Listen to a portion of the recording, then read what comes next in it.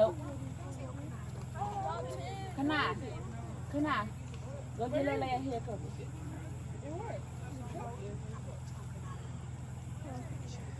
Well, you want car? Huh? You want car? I do want car. The car, you know, you just come here. I heard your name being called too many times, and I don't see you moving. Do it quickly. 1, 2, 3. What's wrong? She's trying to force Buddha to move out the way because she's not ready to do it. Listen, you cannot do it now. Sit next to my Maury. I mean Yana. Sit over here. You put back inside there? Start crying and you're going to be so out the front. We got one. Yeah. Who? No, the turquoise charger.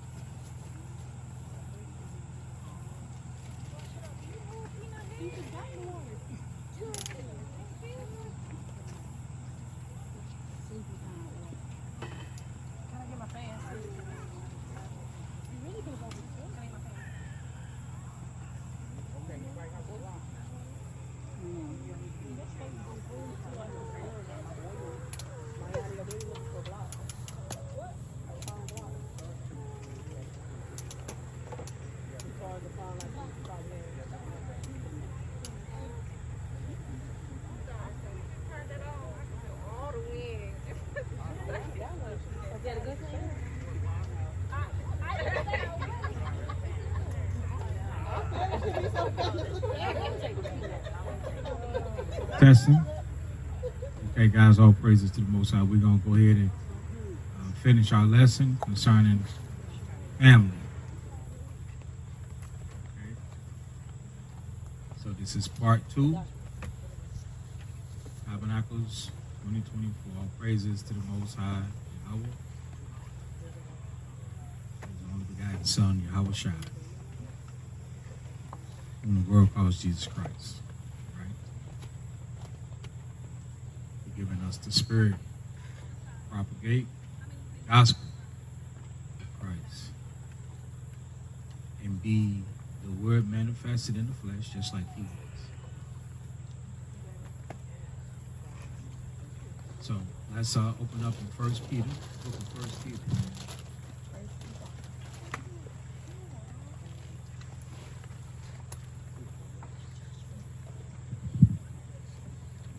So I think this is a USB port. So if anybody still got it, I think it's gonna work out. I got the faith. What you got? I do. iPhone charger. Yeah. I need the block. I need the block because I got a cord. Let me see what you got. See my young.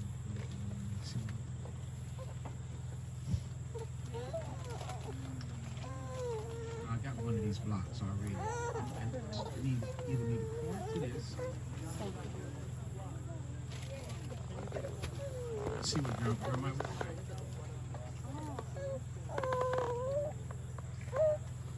Ma, you want a peach? Mother.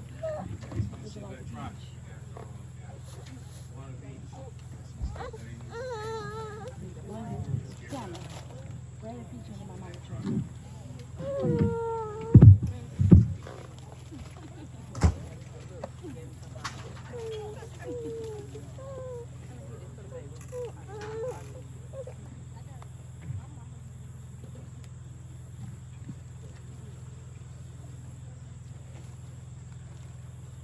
Okay, so we ready? So this is 1 Peter chapter 1. Remember, this is about family. Getting us to view one another, the family, how? That's right. What'd you say? In a non-lethal way.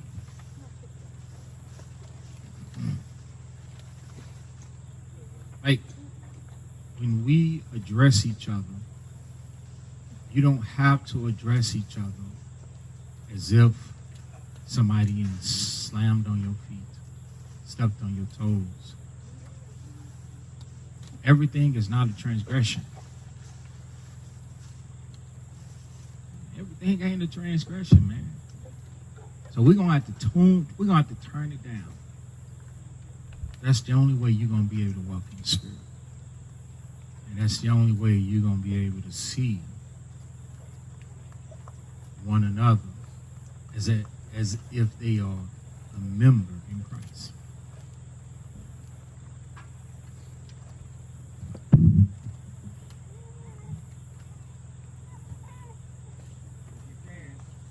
If you can, go to let me see if I can find mine, the record member part,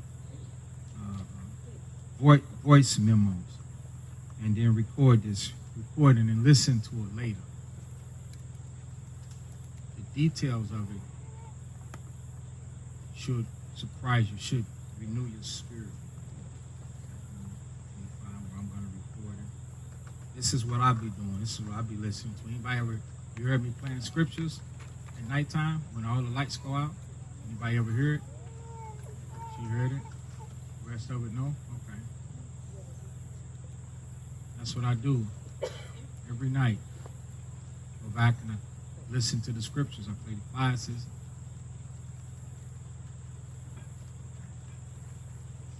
And it's a reminder. Every chapter, book, and verse. Every chapter, book, and verse that come out, it's a refresher, it's a reminder to me. It has to be done.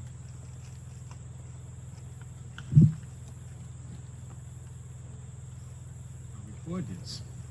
Keep it for yourself. Give you something to listen to in time of need. Family. Everything is not a transgression. Even though you might view it as a transgression. Might not be wrong. You could be tripping.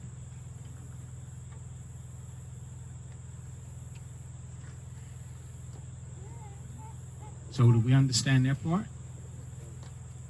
That sometimes we have to look at it like we could be tripping.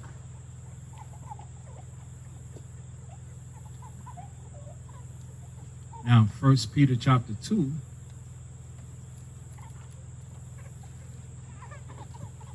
verse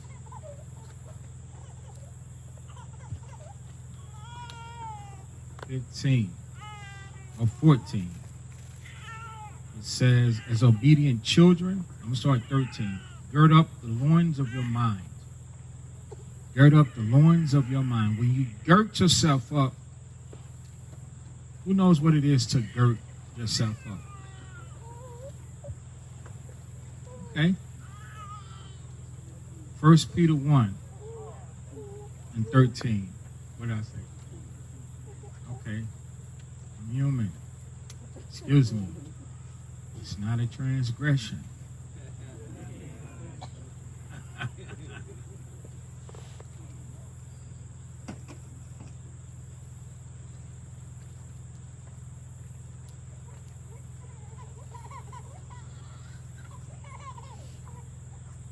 Hey, Maury, can you ask somebody to get cold water for me?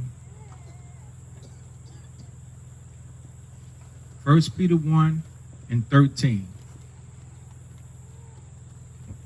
Gird up the loins. So in ancient days, when the men would gird their loins up, they would tie themselves up. You know, they had the garments, the long garments on. So then they would take the girdle around their waist, and I believe take it through their legs, right? And tie that joint up, legs free. And be ready to get busy instead of having a long garment down, you know, with the restrictions and stuff like that. So that's what it is to gird it up. Like what you see women do when they have the long skirts on and they finna pounce, they pull it up. For some reason they start scooting and sliding it up to free those legs so that they can and get in there and get some licks. Let the cat fight begin. That's all you hear. As soon as they grab each other's hair, that's it. Nobody's letting anybody go. That's it. That's it. It's the hair. These days you can't go for the hair. It's a wig. It's going to come right off. It's going to come right off. Then here comes the sucker thought. She thought she had something. You ain't hurt me. What you got? Dad, she said it ain't none. She got to put it in No the freezer. cold water. Maybe she could put one in the freezer. Find one. Right? Now here in 1 Peter 1:13, it says, do that your mind. Tie your mind up. Make your mind tight. Get your mind right. How many of us is running around with a loose mind, like the shoestrings is loose? You see the children walk around and their shoestrings dragging the ground. I saw VJ yesterday. VJ, tie your shoes up. Disciples don't walk with their shoes like that. His shoestrings as long as a rule. And he dragging them around. And that wasn't uncomfortable for him. But see, that's okay. I need that example. That's how we walk around mentally. Like it's okay. Your mind is just as regular as a shoestring. And you can tell because you say anything. You respond any kind of way. And what you do to people doesn't affect you. And to others, you'll be like, how is that wrong? I don't see how that's wrong. You want somebody to understand your ungirdedness. That ain't right. Bro, you got to come correct. We have the audacity to look at each other and feel that I can come to this brother or to this sister any way I want to come because that's how I feel. That's how I think. You wrong. You don't have the right to come to anybody any type of way that they don't like to be came to, man.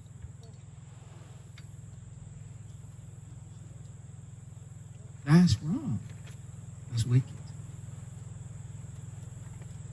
And we'll be judged for that. So we got to be careful. I'm going to say that part again.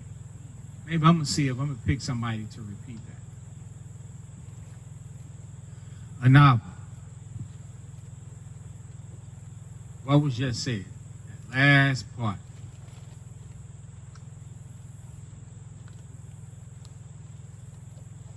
I said that, but that's not that.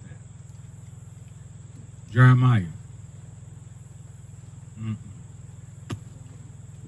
Okay. You got to be careful. So, do me a favor. Go put it in that deep freezer that's right next to the refrigerator. And I'm going to see you back for maybe to get some ice on it in about 15, 20 minutes. So guys, listen up. So I don't start throwing shots over there too. We don't have the right. This is the part that I wanted back. We don't have the right to talk to people any type of way that's unacceptable to them, and it's acceptable to us. It doesn't matter who it is. I had to learn it. Let's say my child. I got children here in the body. I still got to be mindful how I speak to them. Listen to this part, though. How I speak to them while they in sin.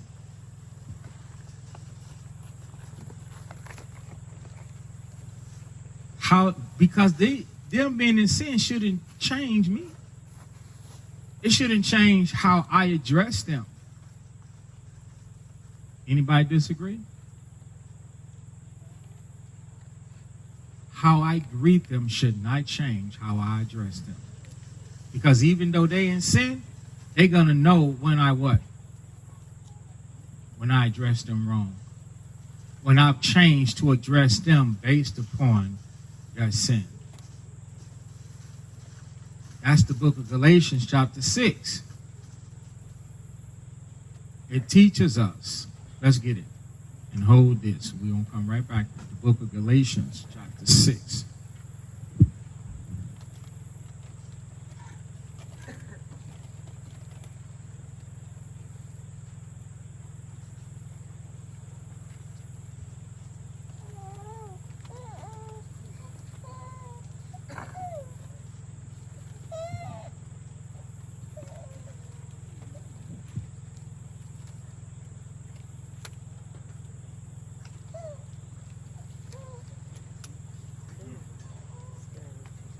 No, it did.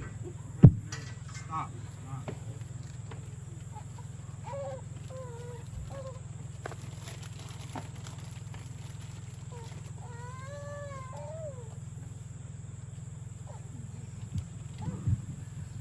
Galatians chapter 6.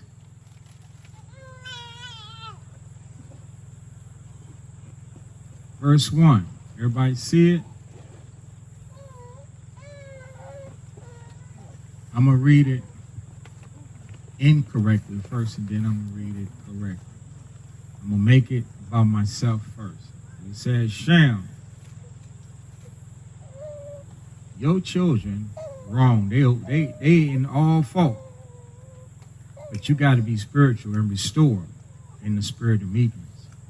And you got to be careful about yourself so you don't be tempted and say something the wrong way to them.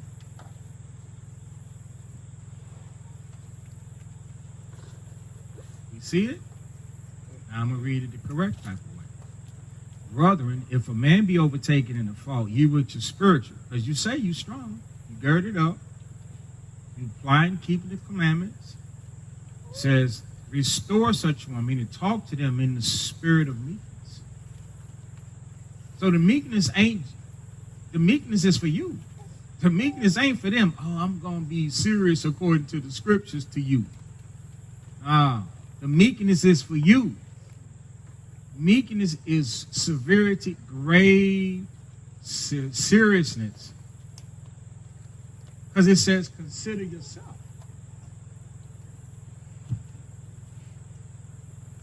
Because how many of us can easily be agitated? Raise your hand on 3. Tell the truth. 1, 2, and 3.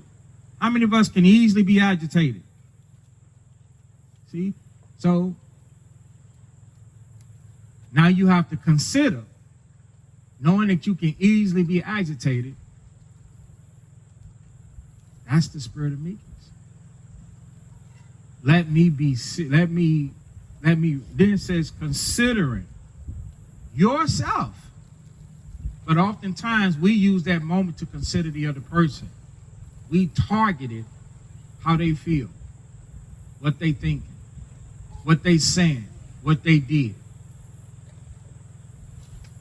And many of us be appalled that they got the audacity to have did it again and again. I know you did it. Again? Without a show of hands, how many of us do that? I know I have. I've used the words. Here we go again. You see? There ain't no temptation taking you but such as common to man. The questions I'm asking, everybody should have their hand up. If your hand ain't going up, that's all right. You know, it should be up. Because in these wars, everybody fails sooner or later. All you got to do is fight it long enough. That's why you're supposed to get back up and fight again. And learn different, learn better, learn to do well. These should be tempted. The next one says, bear you one another's burden.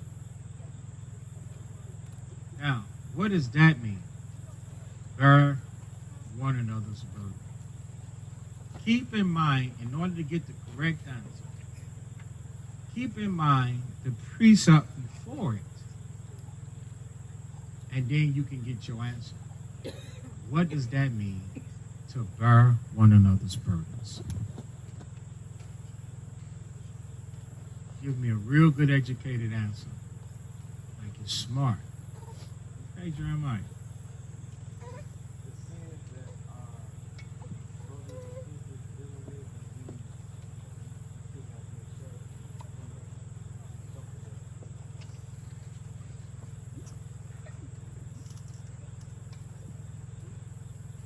Okay, Abanya.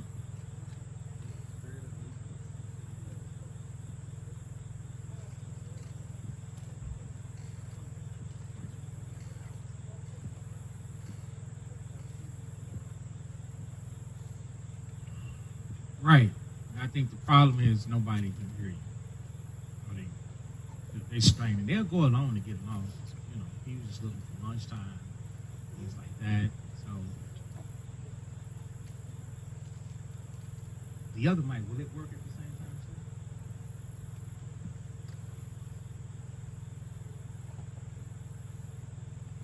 So this is one thing. This is something that I want brothers not to be a forgetful hearer. I'm finna imitate y'all.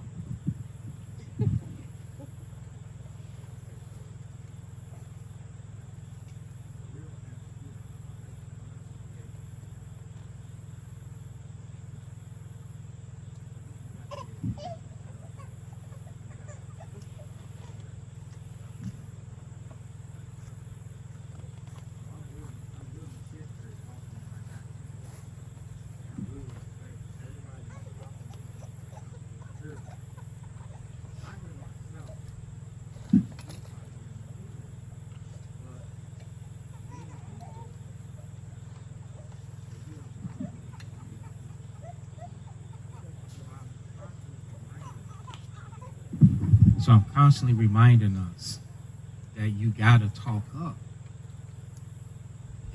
For me, it's kind of embarrassing to have to say it over and over and over, because you should already know your position.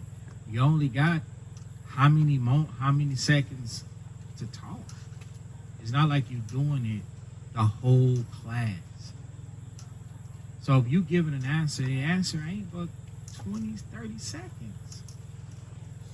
Why can't you just lift up your voice like a trumpet?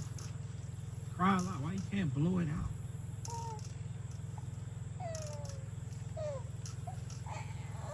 You guys gotta be, that's gotta be something that you remember to do. Here I got a microphone.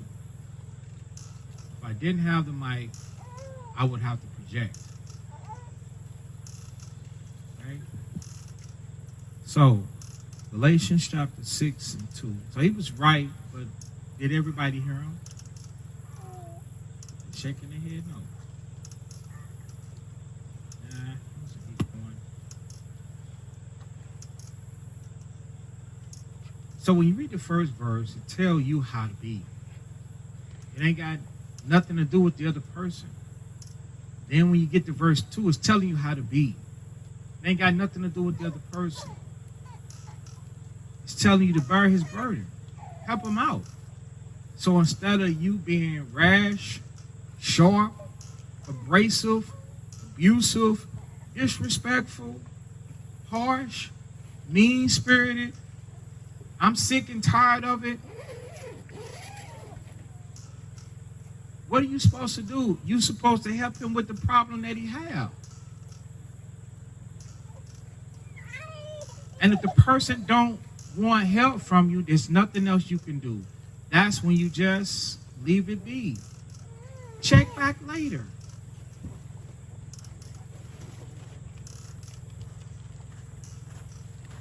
You help them, and if they don't want the help, you leave it alone.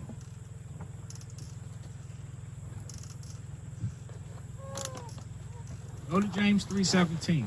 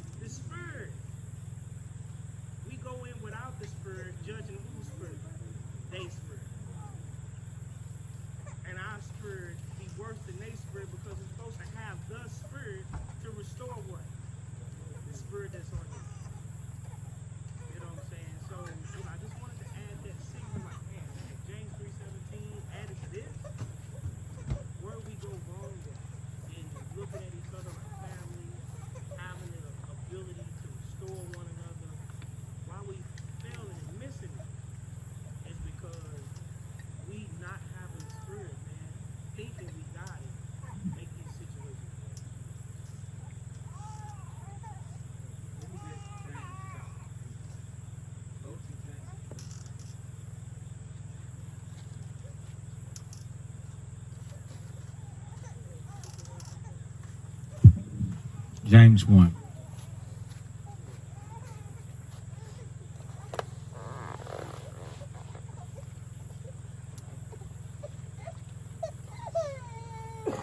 All right, so James chapter 1 and verse 23. This is in addition to what the writer said, where do we go wrong at? Pay attention.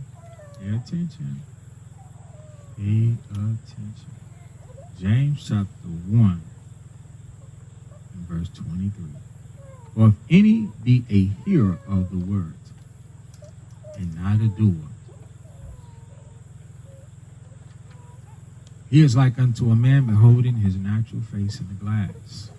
Pay attention. The glass is talking about a mirror. He's seeing his natural face. You know how you look in the mirror. For beholded himself, when he beholded himself, he goes and he goeth his way, and straightway forgetteth what manner of man he was. It's like looking in the mirror and forgetting how you look. That's what it's like for a person. You hear the scriptures, but you don't do it.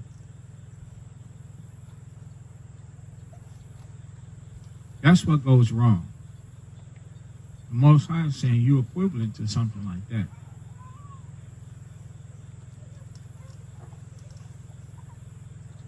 We at all cost.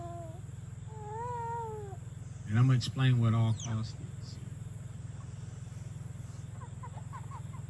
We at all costs should not be offended when somebody does something wrong. I'm going to repeat it and I'm going to explain. We at all costs is not to be offended when somebody do something wrong. What is some of the cost? Headache, stomach ache,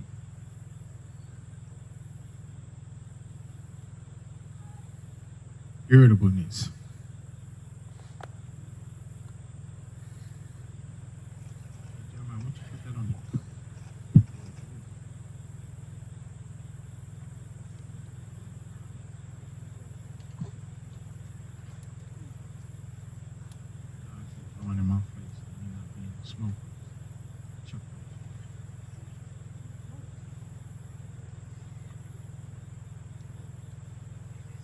So the pains that we get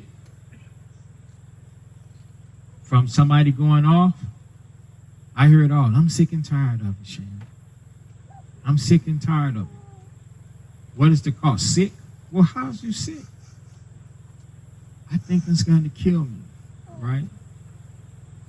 If you didn't sin and it kills you, it's better than you. It's not going to kill you, though. At all costs, whatever the cost is, yeah, it's going to bring in some tribulation. It's going to bring in some trouble. It's going to bring in certain things that you don't like.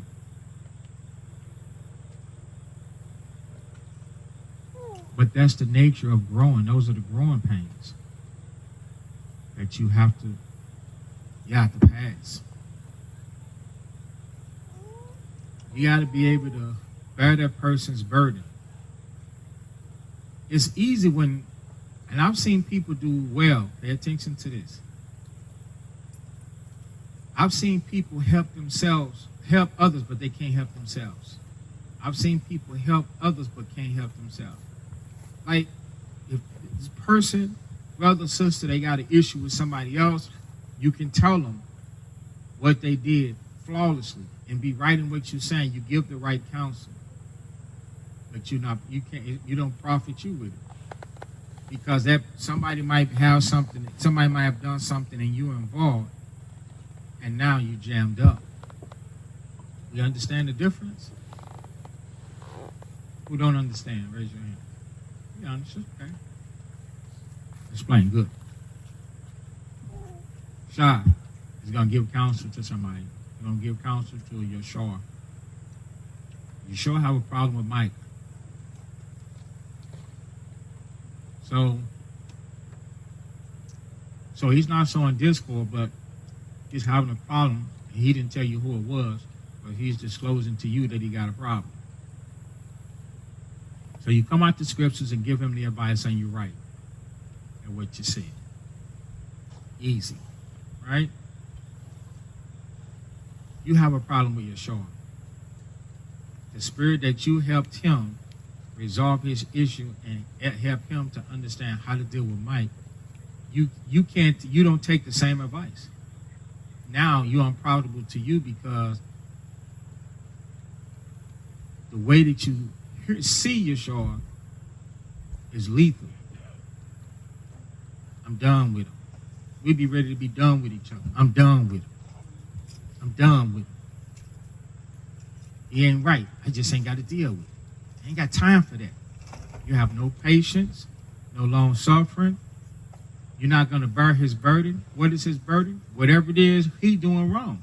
You're supposed to be trying to show him what he's wrong, what he's doing wrong in the scriptures. Even though he's doing it to you. I've been doing that for years, man. People do something against me. I'm sitting there edifying them. I'm helping the person to be a better person. And they straight and cut my toes off, stepping on them. Huh. Ain't no stepping on them. Those toes feel cut off. Now you understand? You got to be able to deal with the situation the same way you advised him about Mike. Without, it's not grieving you, it's not taking it personal. Because by nature, if we dealing right, the person on how they feel about us is what? It's wrong. So if somebody is wrong, why is it a bigger hassle for us to tell them that they wrong about you and then use the scriptures to help them see how they should look at the situation differently?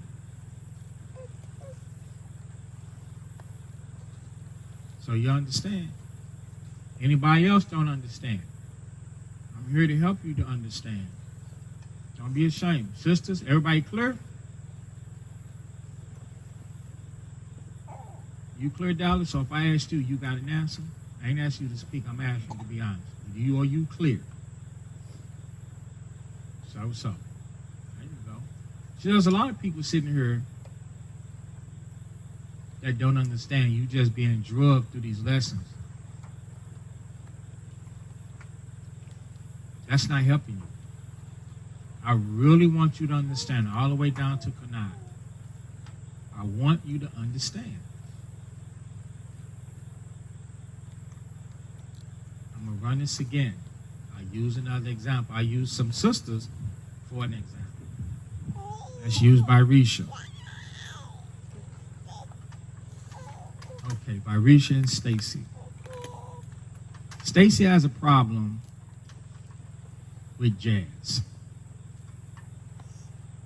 Stacy didn't say that she had a problem with Jazz. Stacy is displaying that she has a problem.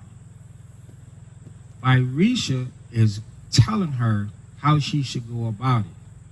She didn't get into the ramifications of it, meaning she didn't get into the he say, she say, he did, she did this, she did that. I'm talking to you, Dallas. Pay attention. She didn't tell Risha what Jazz did. Stacy is just out of the spirit and how she's talking. So Risha open up the scriptures and tell her how she should act, how she should behave, and the problem that she got, instead of being angry and upset, calm down and go talk to the person and tell them what they did, etc., etc. So Stacy does it, it works out. Risha did a good job or a bad job, congregation? She did good, because she just told her sister that don't feel like that and to go help the other person with it. Same two people, Risha and Stacy.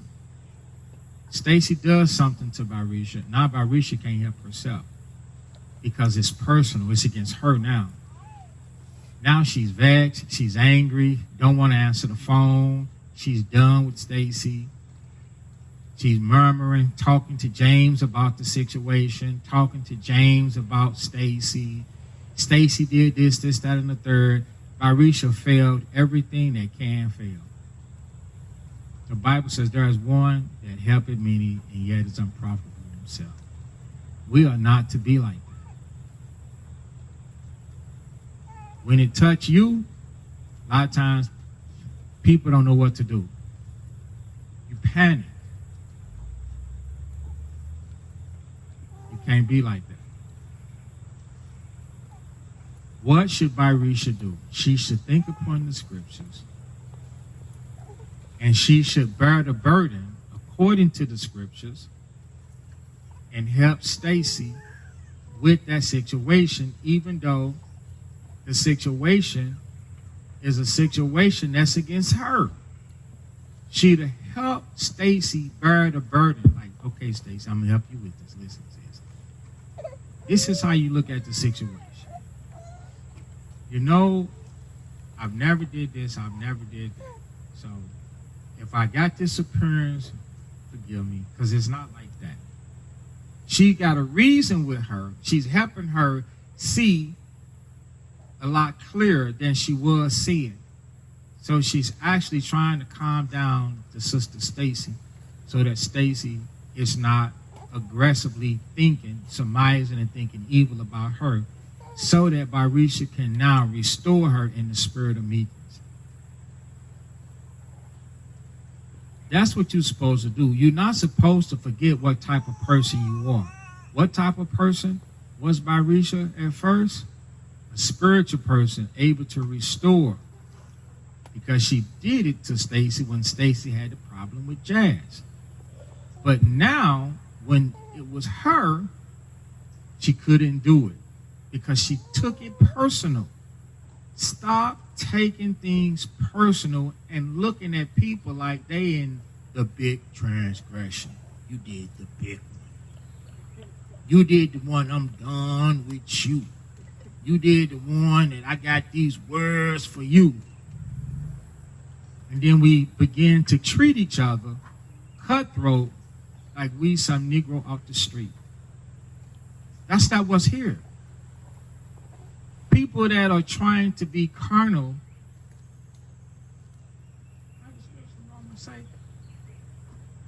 they that are carnal-minded, what? I know to be carnally-minded is death. They do mind the things. That's what I'm looking for. These brothers and sisters are not minding the things. I do understand that sometimes we behave like it.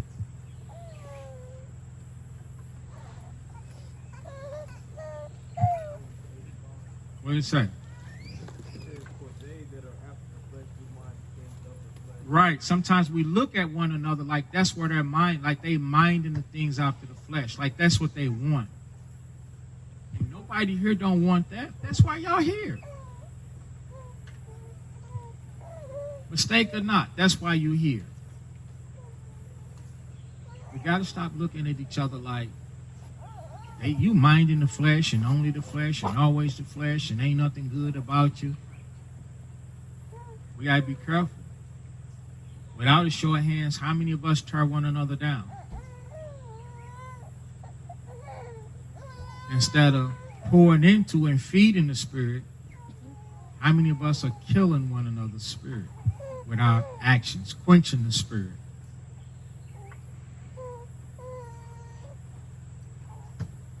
All right, we're going to move on.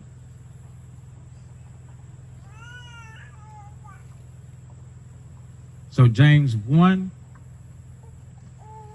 and 25, but whoso looketh into the perfect law of liberty. That's James 1:25. So the law of liberty is the scriptures that set you free. So in a situation, you look into the scriptures that give you the directions and continue with therein. When I read this and continue with therein, it reminds me of this precept. Let's see.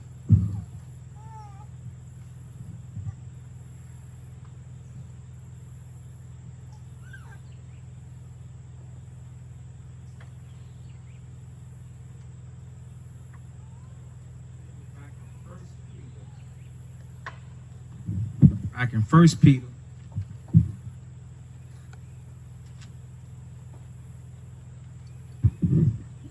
Chapter 2 and verse 19.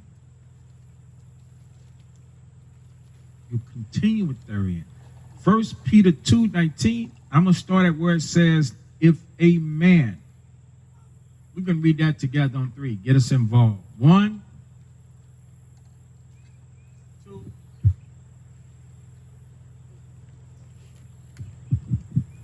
Smoke.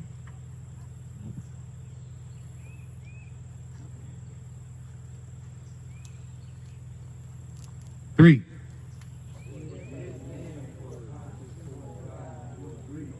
Suffering wrong. Stop. If a man, I said, start if a man for conscience sake towards God endure grief, suffering wrong. That's the liberty that you have to continue in. Suffering wrongfully, if it's your understanding that the person is wrong, you still don't have a right to step outside. You're supposed to endure that good grief. You're supposed to endure that grief. Because your mind's supposed to be worried. Y'all real? Like you a New York corner prophet. Your mind's supposed to be worried. I ain't saying it like that. Your mind's supposed to be worried, Jabril. Anybody imitate the New York corner prophet? Your mind's supposed to be worried, Jeremiah. Oh God! That's right.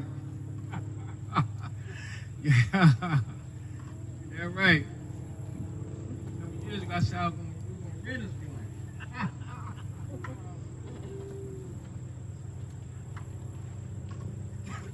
Brother's got some lungs. Your mind's supposed to be on the Most High. Why you doing what, JD? Yeah, I'm gonna catch you. No, man, he gonna get all day. Your mind's supposed to be on the Most High while you suffer. While you suffer. In your mind, you're supposed to be like, God won't like this. The Most High won't like this. If I do this, he won't like this. If I say that, he won't like this. The way I'm feeling, he don't like it. And then if you feeling some type of way and you know that the Most High ain't liking this, you got to be strong. Let me bust a U-turn. This is trouble. Most High don't like this. So when we get back to girding up our loins, that's the reason why.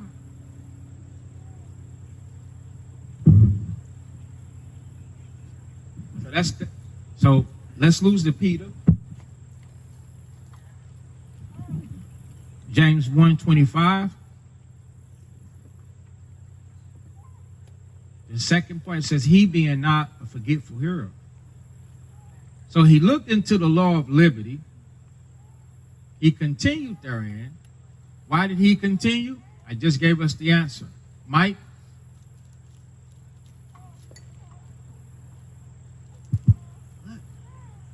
Why he continued? Huh? Why did he continue?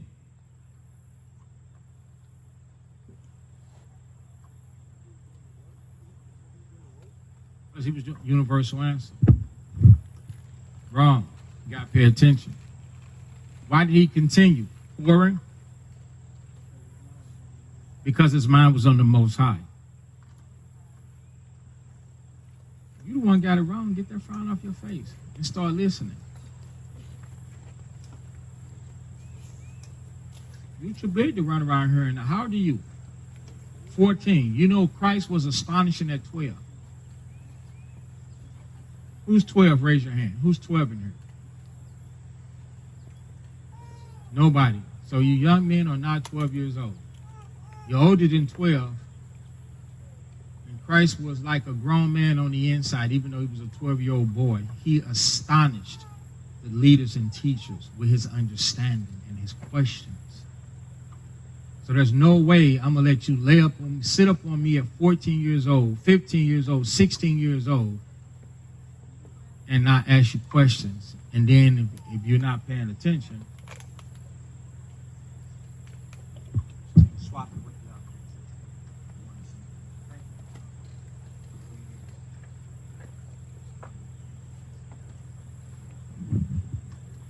Okay, so in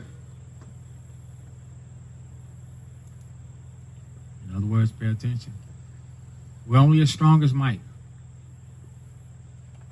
If this congregation understand, we're only as men, we're only as strong as Mike. Mike got the answer wrong, we all got the answer wrong. Mike represents you. So pull his coattail. Write him, be on him like white on rice. Mike, pay attention. That's the answer. This is the answer. Check with him later. Mike, do you remember the answer? We're only as strong as Mike. We all got to be strong. All right, so James 1.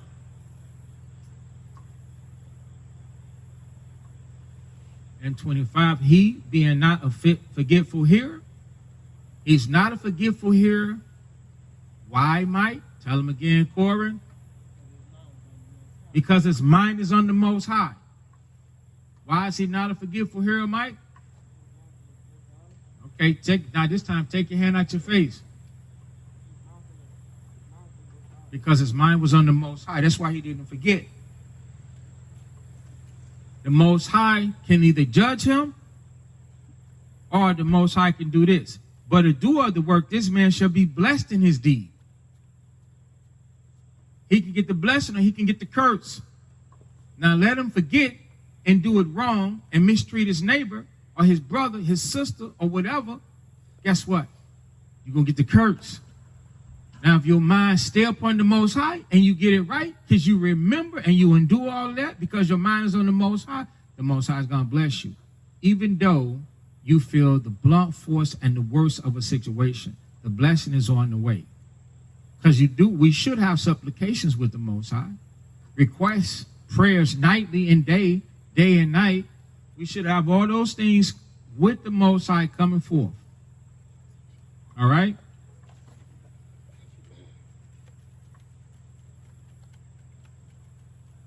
Verse 26. If any man among you seem to be righteous, there it says religious, spiritual, righteous, and bridle not his tongue,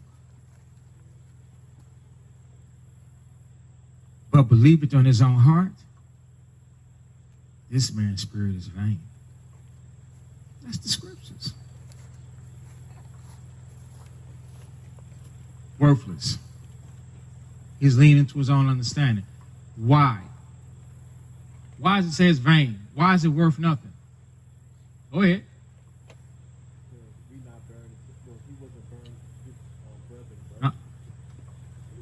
Okay. Well, that's true.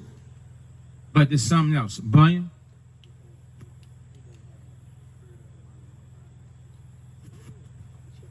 Okay. Jeremiah?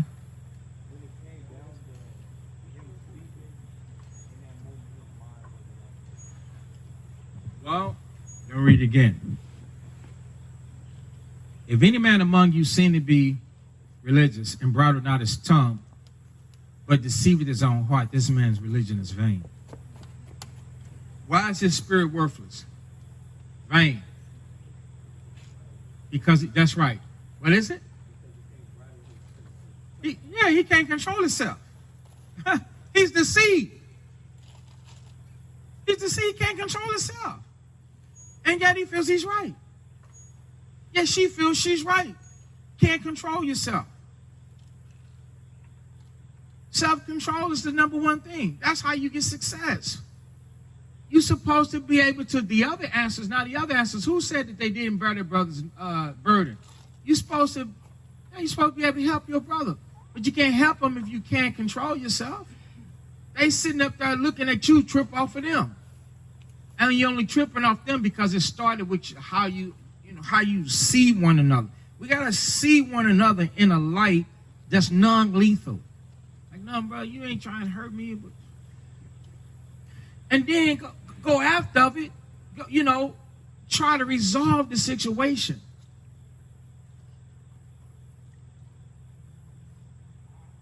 Not rendering railing for railing. Not rendering evil for evil. Render means I'm going to give back to you. We at the store, I give you $10, you give me $10 back. We're in the car, you give me good grief, I give you what back? Nah, that's not what I'm supposed to do though. But that's what's happening. Instead of giving you grief back, I'm supposed to take time to think. The Bible says understand first, examine first, do some listening. Let me see and figure out what's going on with you. Why you functioning like you functioning. First of all, I'm not going to be in a rush. First of all, you are not supposed to be what? In a what? Don't be in a rush. Because it gives you an opportunity to look and observe and see what's going on with this person. Then once you've evaluated it all, then you have that conversation.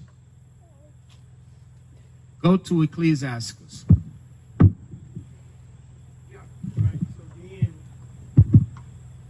So then while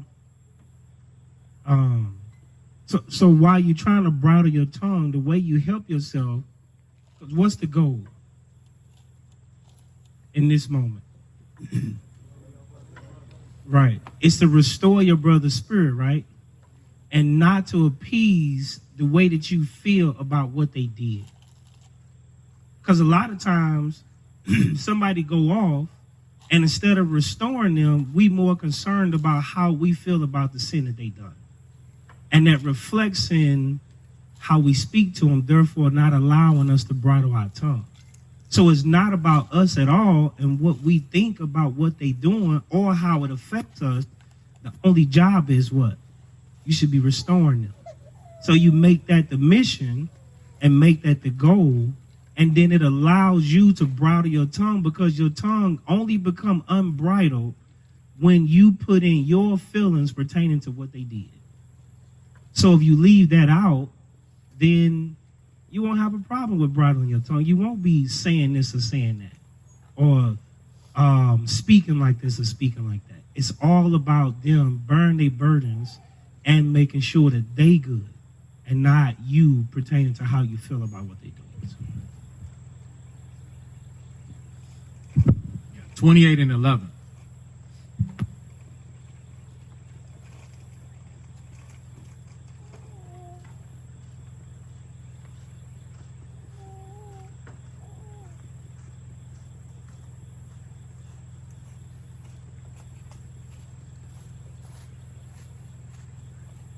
Sirach chapter 28 and verse 11. Hasty. So hasty, that's in the hurry. That's what he's talking about. A hasty contention. So you answer back because they gave you good grief. When you gave them grief back, you responded, you jump right on top of it. Not even thinking about it. You're trying to defend yourself, and your answer is, why? You know, if the question is why you do it, your answer is because they did this. Oh, I'm not asking you what they did. I'm asking you, why did you do what you did? Everybody understand? Pay attention. I get that you're responding, that your response is in response to them. But your response and is non-compliant. It's not compliant to the scriptures. You brought in contentions. How many people were accused of bringing in contentions without a show of hands? You were accused of bringing in strife. You were accused of bringing in, you started it. Probably did, even though they were wrong.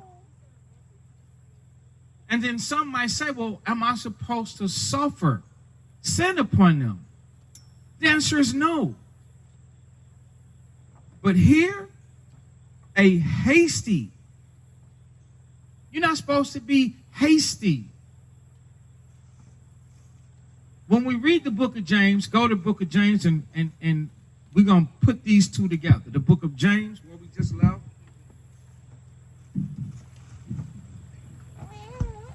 Chapter 1 and verse 19. We'll read that together on 3. 1, 2, 3. Wherefore, my beloved, let every man be slow to... Stop for a second. But I hear others messing up. But I don't hear enough participation. Some of you are not reading, and you should be reading. When you see the comma, pause at the comma. Once again on 3. 1, 2, 3. Wherefore, let every man be swift to hear, slow to speak, slow to wrath. Stop. That's the opposite of being hasty. Because somebody did something wrong. Now let's look at it from the perspective of the person that accused you of starting it. So let me jump back on your side for a moment. Yeah, they wrong. They did this, they did that. They did this, they did that. They said this, they said that. I see it. You see it. But how many of us are going to admit that we were swift to hear? How many of us are going to admit that we were slow to speak? How many of us are truly going to admit that we were slow to wrath? See, we already admitted that we get agitated fast and soon. We already admitted that. And so then you also moved in haste. You were hasty. You were slow to hear because oftentimes we are being accused of not listening.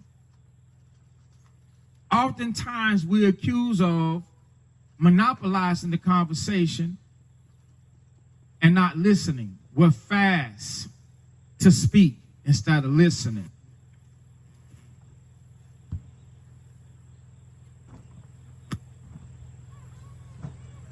Now, for those of you that are not in this situation today, that's all right.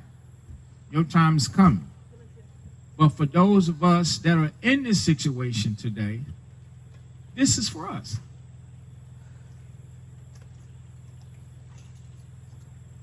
Here's the step. Don't forget it. Let every man be swift to hear. That means that sometimes you might have to stop and be quiet. And let whoever it is say what they're going to say so that you can understand them.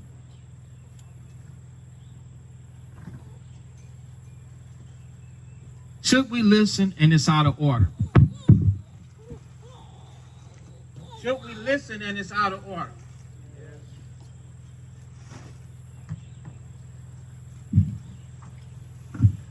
I'd like to say yes. I'd like to say yes. When I say when it's out of order,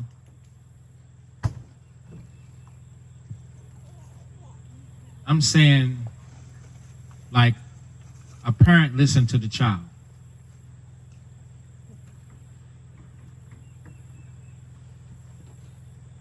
When the parents has the authority over the children.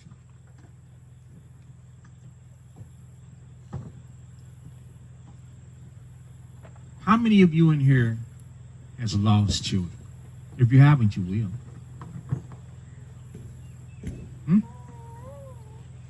Because from the womb? No, not that. I'm saying from this perspective. I have a child. My child is wrong. I'm the parent. Shut up. Be quiet.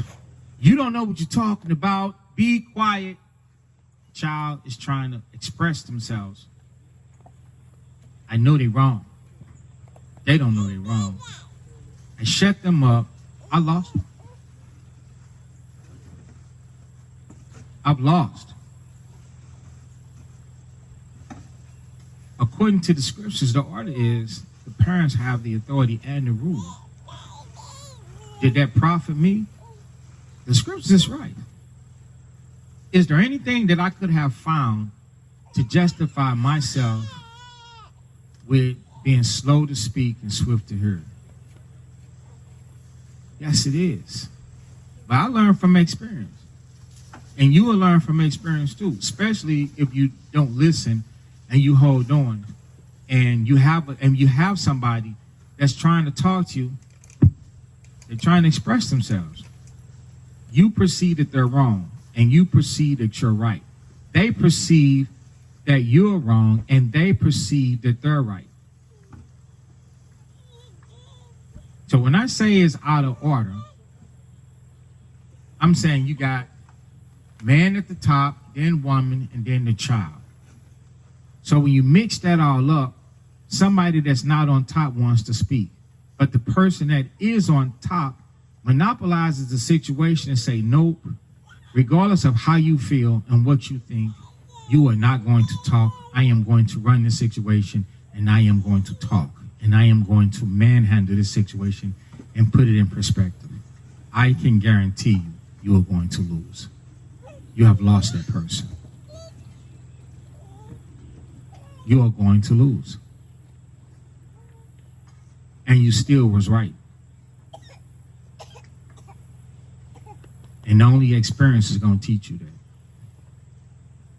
that you should have just been defrauded.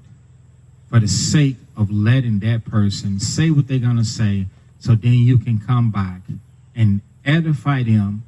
And now they have nothing else to say because you did what? You let them talk.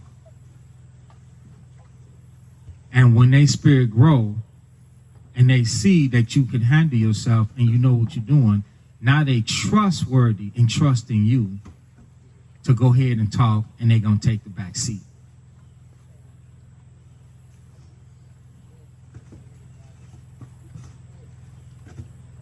Now, I might not expect us all to understand it until you've lost. When you lost, then come on back and tell me that you understand. But until then, you might not understand.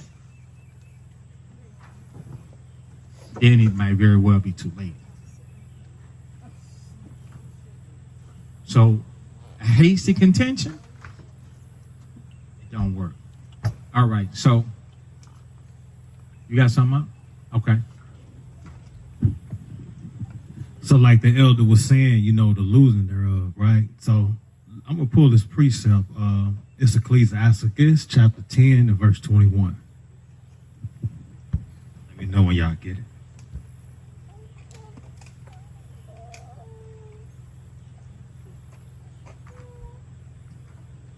All right, Ecclesiastes chapter 10 and verse 21. It says, the fear of the Lord goeth before the obtaining of authority, right? But roughness and pride is the losing thereof. That hasty contention, you can lose that, and you can be in authority position. But when you come rough like that, you lost them. It's out the door, So that was just a precept that I just wanted to connect with what the elder was saying. You can lose them that way. So that's something that we got to consider, right? We want to restore in meekness, right? We want to be able to win that person, not lose them.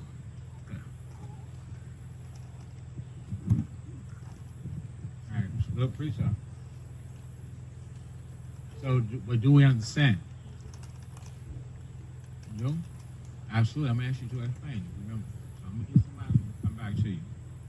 Go ahead. You just finna say something? Like, that's right? Then you say that. Say that. Say, that's right. Okay, go ahead, Jabril. Explain it. Real nice and loud.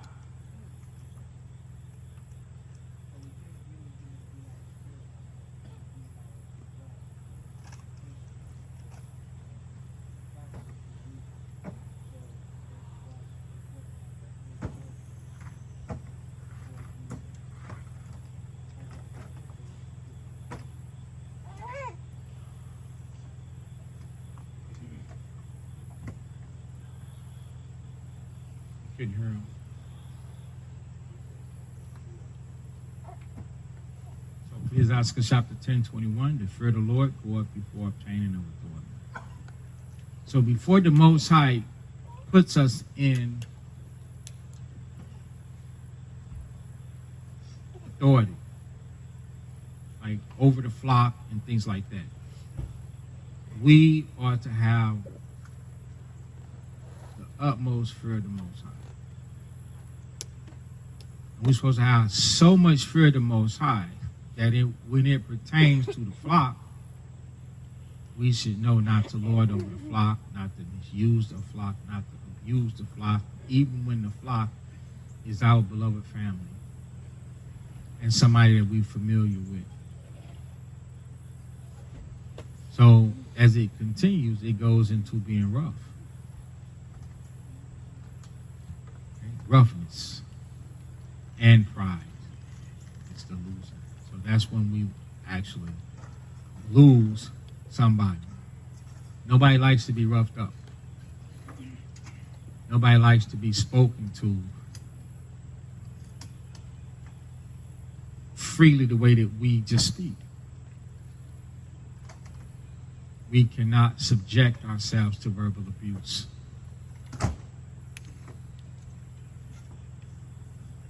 Without a show of hands, have anybody here been verbally abused? Disrespected, spoken to abruptly, rashly, sharply, railed on?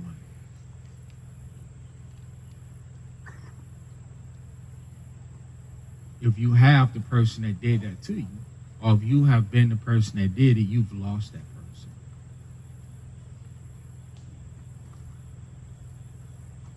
That's not how we're supposed to be.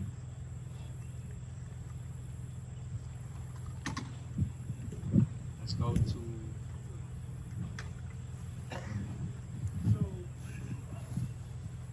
also in this precept, so it says, the Spirit of the Lord goes before obtaining of authority.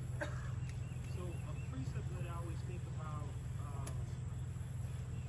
about Abraham, right?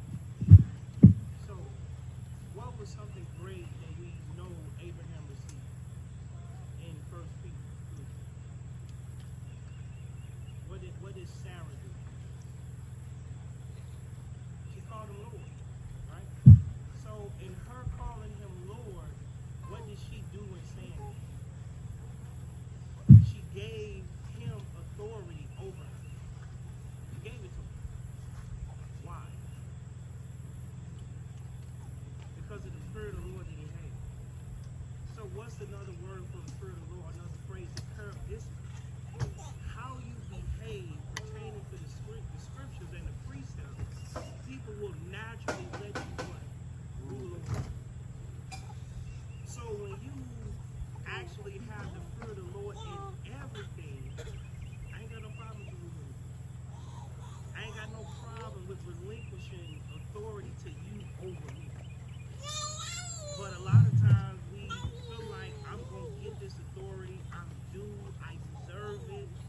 You get what I'm saying?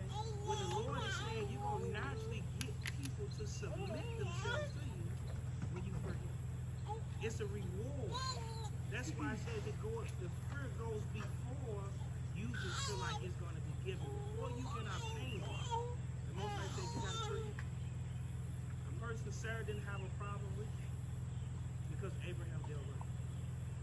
You get what I'm saying? Christ didn't have a problem with people wanting him, looking for him to rule and have charge because how he dealt with it. So who had a problem?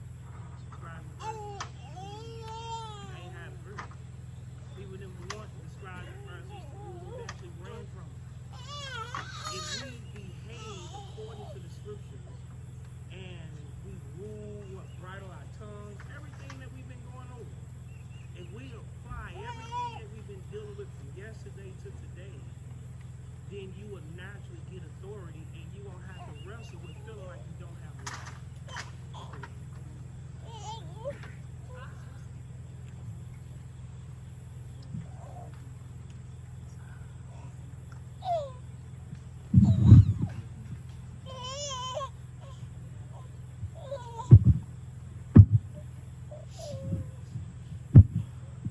I got the mic now. Okay. So my question was, authority is something that happens naturally, not to be earned, correct? Same thing. Same thing. Okay. You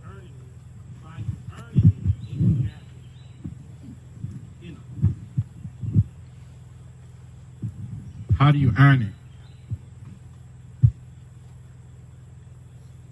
Okay. Okay, Jeremiah.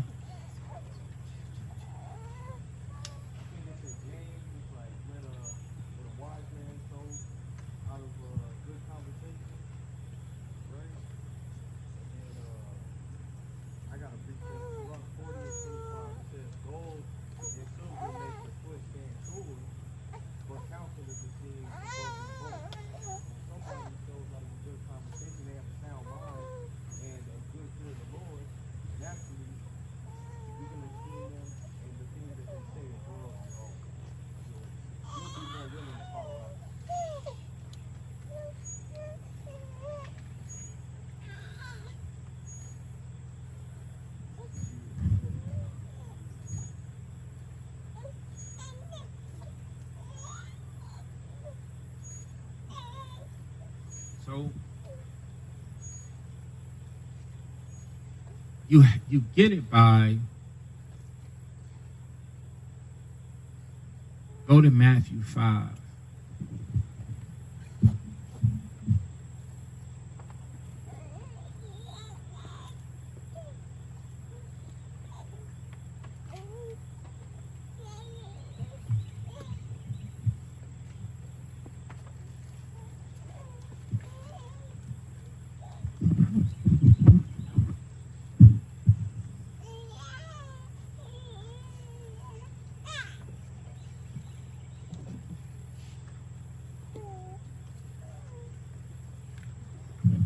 Matthew 5 and verse 19. We're going to go to the second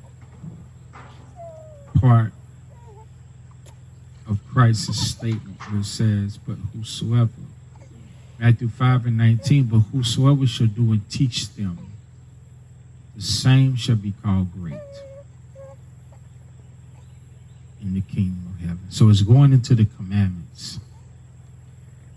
So you get the respect by keeping the commandments. Now go to Ecclesiastes chapter 1.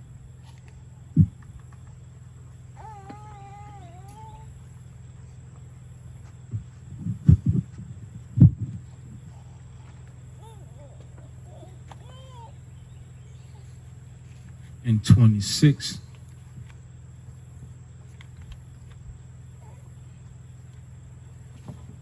It says, if thou desire wisdom, keep the commandments, and the Lord shall give her unto thee. So now you become a wise person by keeping the commandments, and you get a great name by keeping the commandments, and you get beloved by keeping the commandments. So it's not so much as you being a cool guy. Nope. How nice you dress. Nope. You have the workout schedule. Nope. It's the keeping of the commandments. I'll go to the book of James.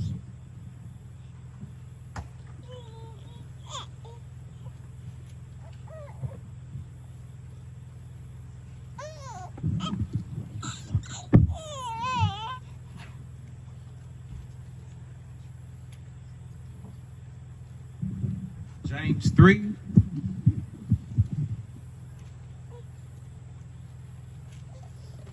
James 3 and 2, the second precept where it says, if any man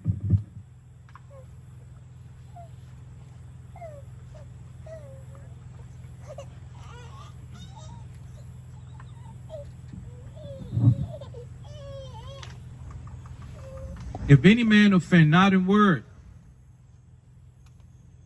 the same is a perfect man, and able also to bridle the whole body. What does that mean? He can control the congregation. When I say control, it's going into Well, when you bridle the horse, you control the horse. But you're able to bridle, meaning you're able to shepherd, you're able to teach the assembly that has different issues, problems, and circumstances and situations dealing with their life.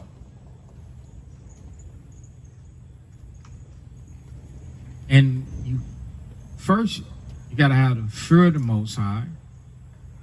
The fear of the Most High comes before the attaining of authority. You keeping the commandments, so the Most High give you the wisdom, which is to understand the way of things. See, the congregation, what do they want? Do they want you as a friend, or do they want to learn about the Most High? That's what you got to figure out. They want to learn about the Most High. You just happen to be somebody that's on the pathway. Husbands, your wives, they want to learn about the Most High. Remember how Hezekiah in his song said that he wanted a wife that loves him, loves the Most High more than he loves him. As a man, how do you feel about that? Do you want a wife that loves God more than she loves you? And then vice versa. So with that being said, the woman is here to do what? She's here to learn about the Lord. She's here to see the keeping of the commandments. And it's a husband's job to show her the keeping of the commandments. But oftentimes, if we're busy showing her us, we're not showing her the what? We're not showing her the keeping of the commandments. And then she's caught up and tangled with us. And not what? And not the keeping of the commandments. To know that we have a problem. When if you prioritize, I'm going to show you the commandments. If she's going off, then that's when you ignore, okay, you're going off. I'm going to show you what? I'm going to show you the keeping of the commandments. And not go off with you. And sooner or later, she's going to figure out that the only thing that's happening around here is what? The keeping of the commandments.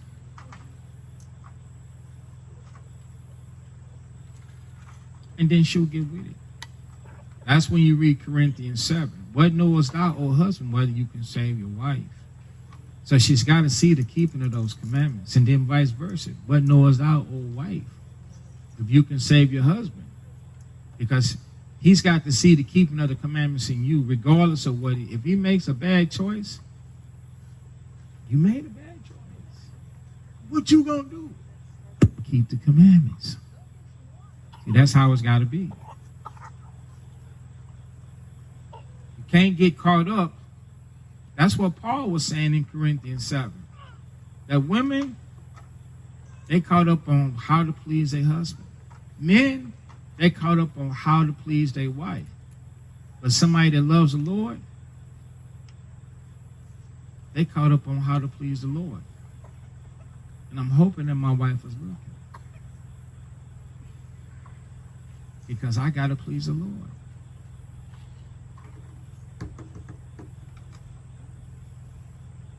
So what was that? James what? James 3:2? Right. If any man offend not in word, the same is a perfect man and able to bridle the body. So if he's able to control the body, that means he's keeping the commandments. He's able to control the situation. He's able to... Do you brothers and sisters not know that it's not a man, woman, and child out here right now that I have not... Let me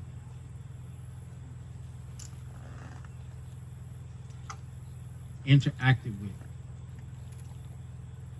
And if I have not interacted with you on a personal level since we've been here, please raise your hand. Just one of you. You see? I have interacted with each and every last one of you in some shape, form, or fashion to make sure you are right, you're cool, what's going on with you, how's this, how's that, on a personal level, each and every last person. Do you know what type of energy that takes? And if something is not right with you, you have an opportunity to say something. If I see something, I'm going to say something, and then I'm going to help repair it, patch it to the best of my ability.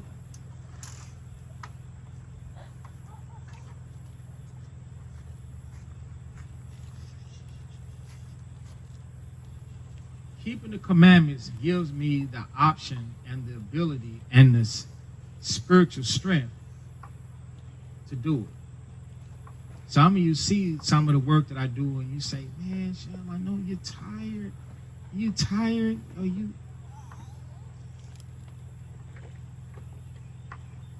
Yep.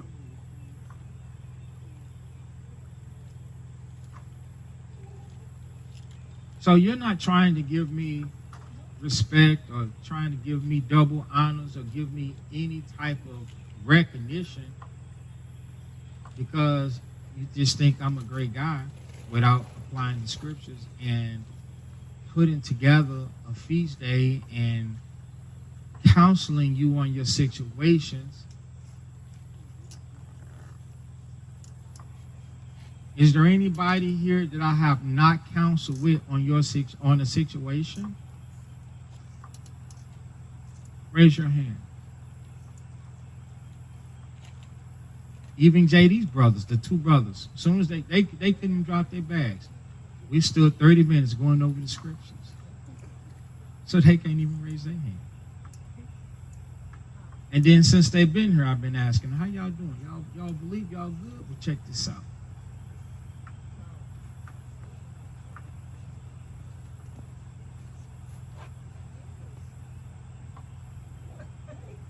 So what am I getting at? People are here to learn about the commandments.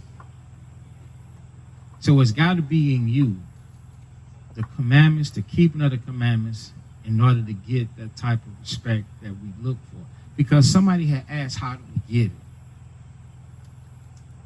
People appreciate it. Okay, well, you took time out to answer these precepts. You took time out to answer the questions. You helped me to understand something. That's the keeping of the commandments. Part of it. Not just because, I'm Sham and I'm going to make you respect me. Respect me. Do you know who I am? No, not that.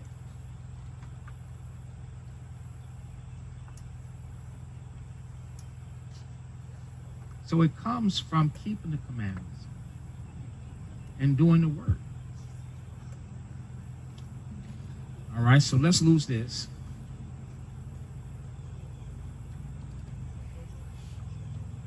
Everything. Where do we start off?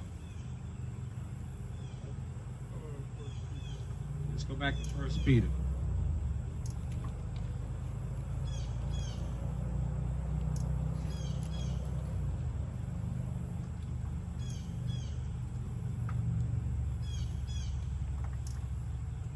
Still got field day coming up, so y'all save some of y'all energy. Everybody gonna be bright-eyed and bushy-tailed after this.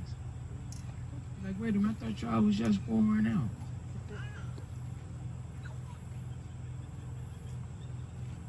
First Peter 1, right?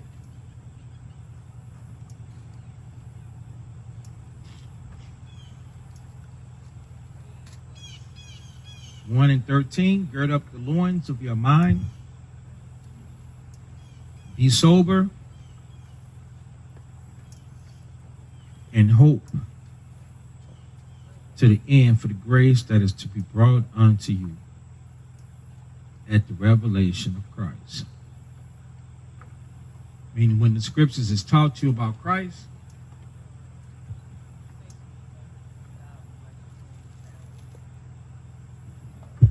as obedient children, not fashioning yourselves according to the former lusts in your ignorance.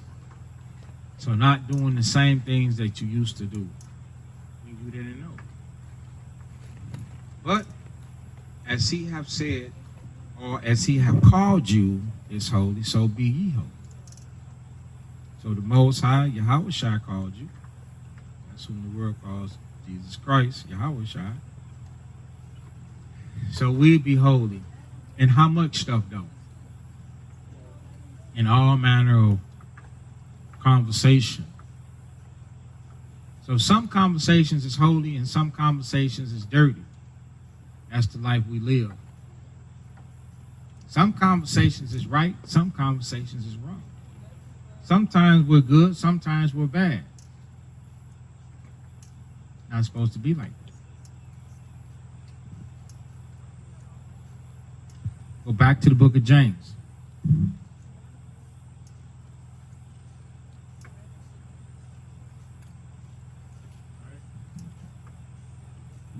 James chapter 3.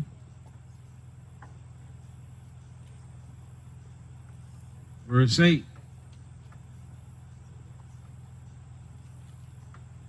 The tongue can no man tame. It is an unruly evil, full of deadly parts, and it say a bunch of things. Hey, let's have a moment. I want us to think of something that we said and bring it out. Let's admit our fault. It's like the scripture says, a deadly poison. Say something here that you've said before that you know it was a deadly poison. And I'm going to think of something myself that I said. The scripture says that the tongue is a deadly poison. You said something.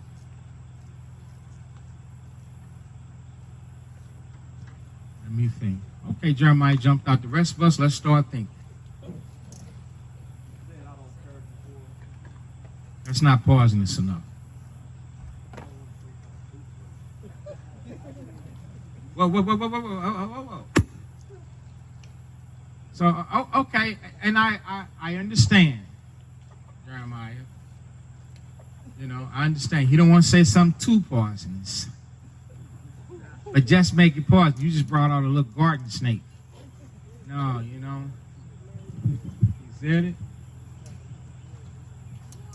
Oh, okay, yeah, he said you already said you hurt the person with it. So he don't want to be embarrassing to him. He said limit the damage. I feel you, me too. I'm sitting there thinking like, which one do I say?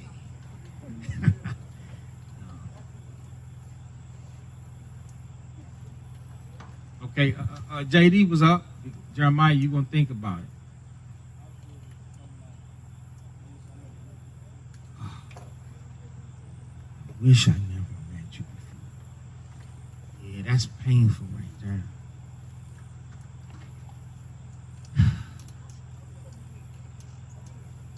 That's painful. See that? Okay, Jeremiah. I ain't ready. It's too poisonous. Anybody else? Okay. I told them they was a lost cause.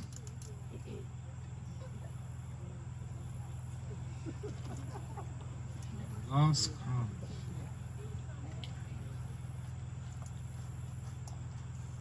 Anybody else?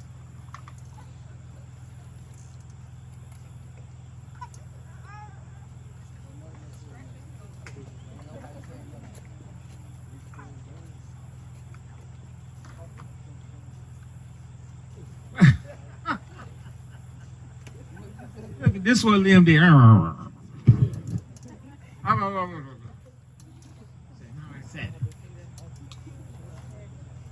A house is to cover shame. Okay.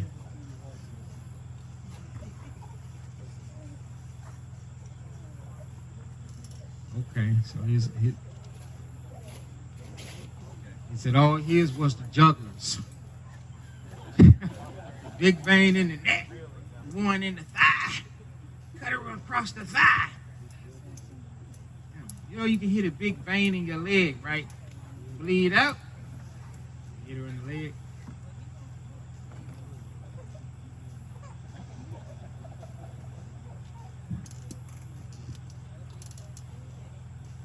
Okay, Jeremiah's back. We're full in force. What'd you say?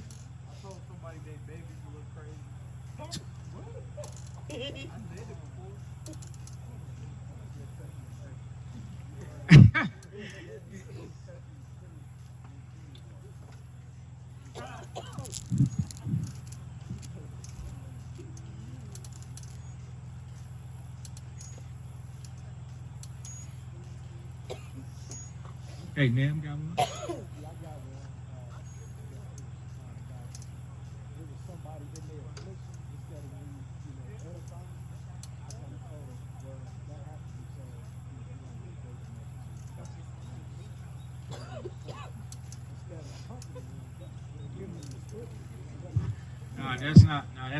That's y'all correction. That's, you know what I'm saying? You warning them. Jeremiah said, go back 10 more years.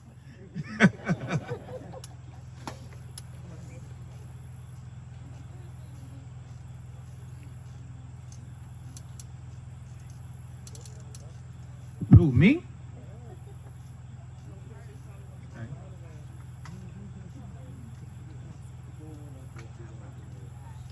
Go one out the bag. Those shits. Shit bag.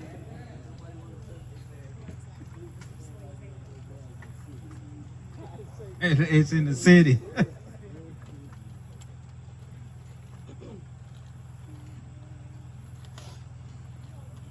So I can think of one.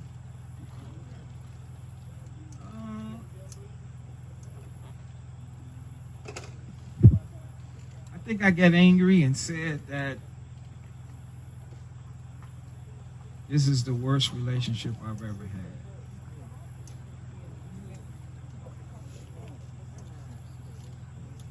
Yeah, people in the world are better than you.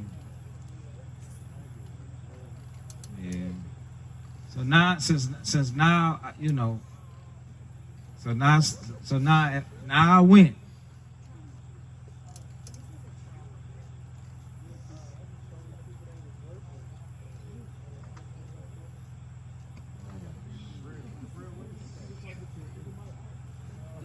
What? What? So these are things that we do when we're tripping. So now that we're able to see this stuff on the surface and we're reading the scripture, and now this is also to teach you that the temptations that you go through is a common temptation to where you give place to Satan, because when we said all of these things, man, that wasn't the spirit of the Most High. We were taking vengeance in our own hands and giving place to Satan. And most likely, I'm sure we all was blaming it on the scriptures. Now, I'll confess, if somebody says, is that right? I'll be like, no, it's not right. So I don't know about you, but I can know, when I'm angry and upset, Satan is in the midst. I just did something I'm not supposed to do. I'm saying something. I just said something I'm not supposed to say. More deadly poison.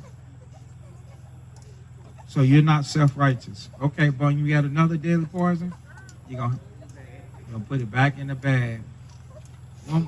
One more. Somebody else. Lim still didn't go. Go ahead, Lim. Go ahead.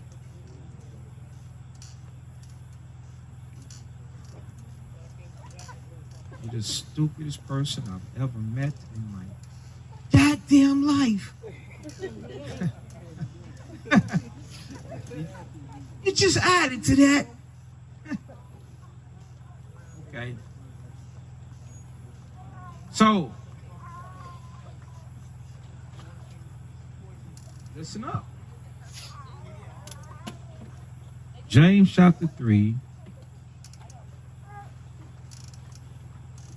and verse 9 now. It says, therewith we bless God. So we all turned around with all the hideous things that we said. And we turned around at the next moment, at the next convenient time we had, probably praying unto the Most High, giving honor unto the Most High, even the Father, and therewith curse we men. So we turned around and hurt the people which are made after the similitude of God, because in the beginning, the Most High said, let us make man in our image. Male and female made he them.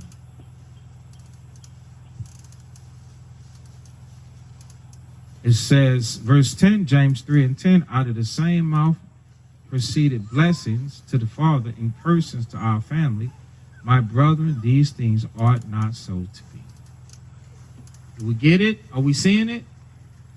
So we're not to talk to each other like that, reckless.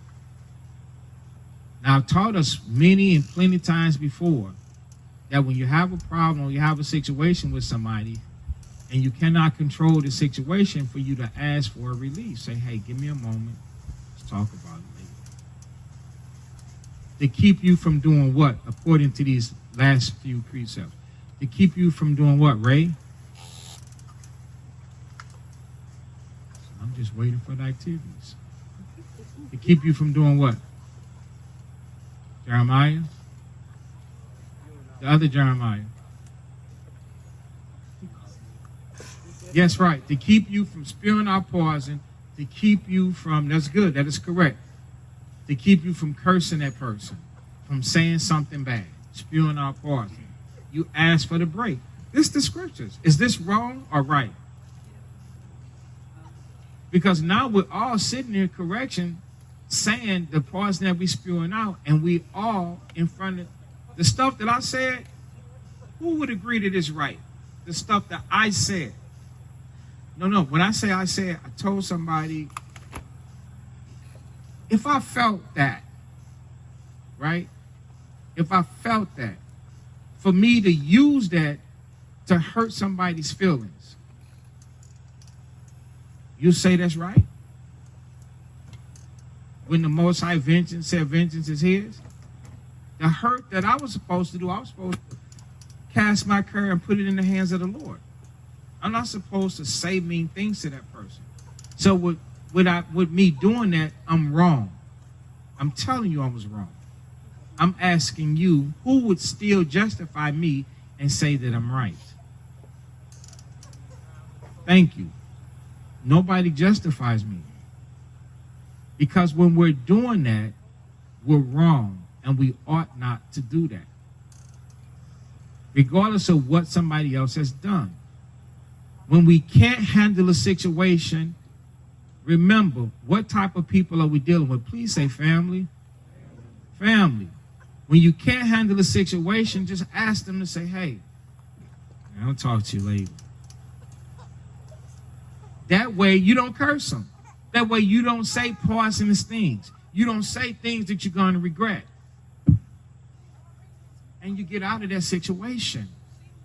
Let them know, I'm going to walk away. I'm going to talk to you later. Because if you stay there, you're actually battling and fighting something spiritual. Satan. The devil does exist. It's a demon. It's a negative spirit. You got a good spirit, that's God. You got a negative spirit, that's the devil. So there's no way that the Lord, the Most High, wants you to curse people that's made after his similitude. So the poisons that we spewed out is not supposed to be. So anytime something is provoking you and edging you and urging you on to say the things that all of us said, that's not God. Even though you might be right in a point or two. But because you want to say something cursing, something poisonous, to avoid saying it, let the person know, just give me a minute. I'm going to talk to you later. And then leave. And the person that's leaving, that's walking away, don't throw rocks at them. Don't throw shots at them. Don't throw words to get them to return so that you can come back and finish fighting them. You're wrong at that. Because a hasty contention will shed blood. You got to let them go. Because they can't handle the situation right now. Somebody had a question.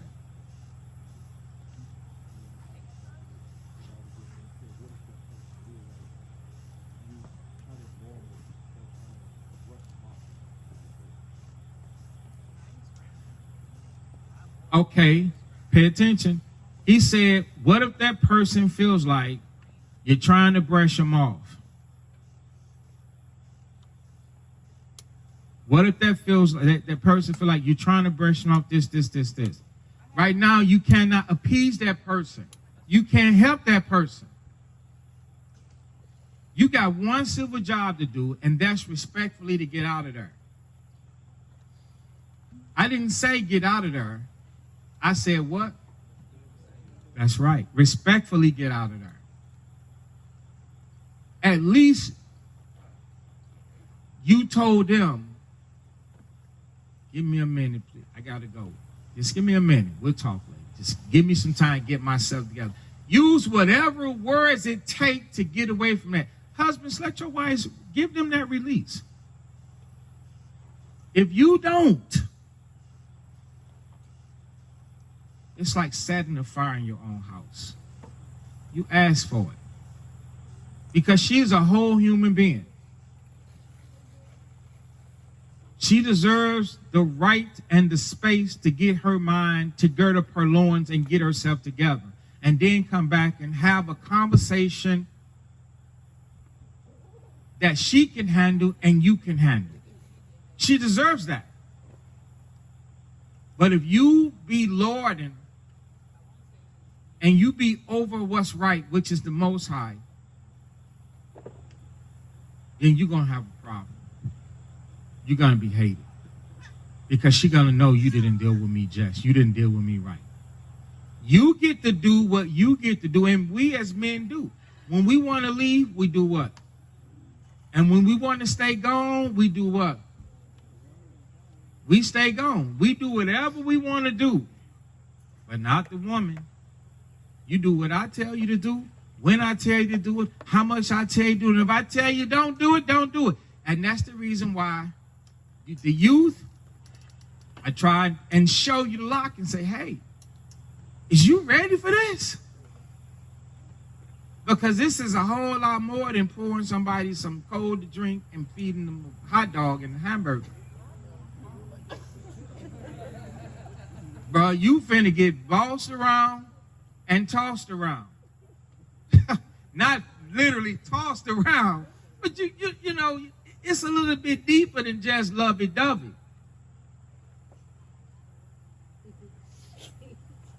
I like to hear from the lovey-doveys. If there's some lovey-dovey couples out here without the yoke, raise your hand. Or if you had that type of relationship, raise your hand. Please come forward so I can stand corrected. Oh, no, mine being peaches and cream.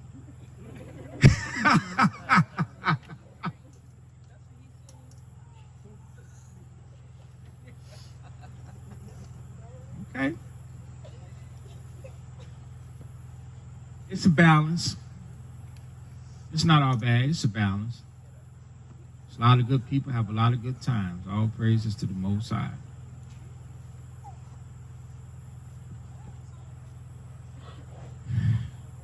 So, but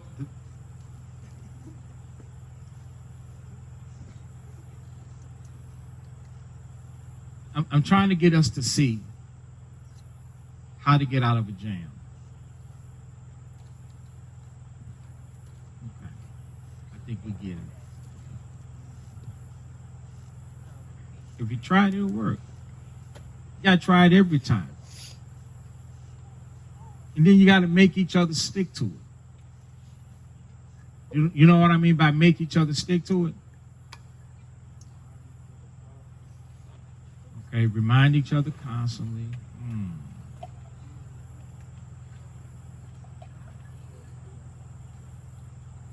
Well, okay. When y'all hear the answer, you'll know what I said. Let's say no, I didn't hear what you said. What'd you say? Show them the commandments? Not so much, not so much. So, if I have a problem, when I have a problem, and I need a moment, it's this week. I have a problem, I need a moment. I'm not saying that this is current, but if I have a problem right now, and I'm like, I need a moment because I'm fighting off, what you did. I'm fighting off what you said. Okay, you apologize. You're trying to make things right. I still got to get right. All right. So now I got all these other elements. I got to deal with the Lord. Let not the sun set. I got to be concerned about the example that I'm saying. So I'm edging on back. Now I'm back in circulation. Things is right. The very next time I have a problem, what do? Do I break down and start the fight or contend in the fight or do anything? What do? Javon? The same thing. If I need the moment. That's what I mean by make them stick to it. If I need the moment. First, pay attention because I'm going to teach us how to grow from needing that moment. But right now, I'm extremely weak. I'm battling. And it's better to get myself together than to do what?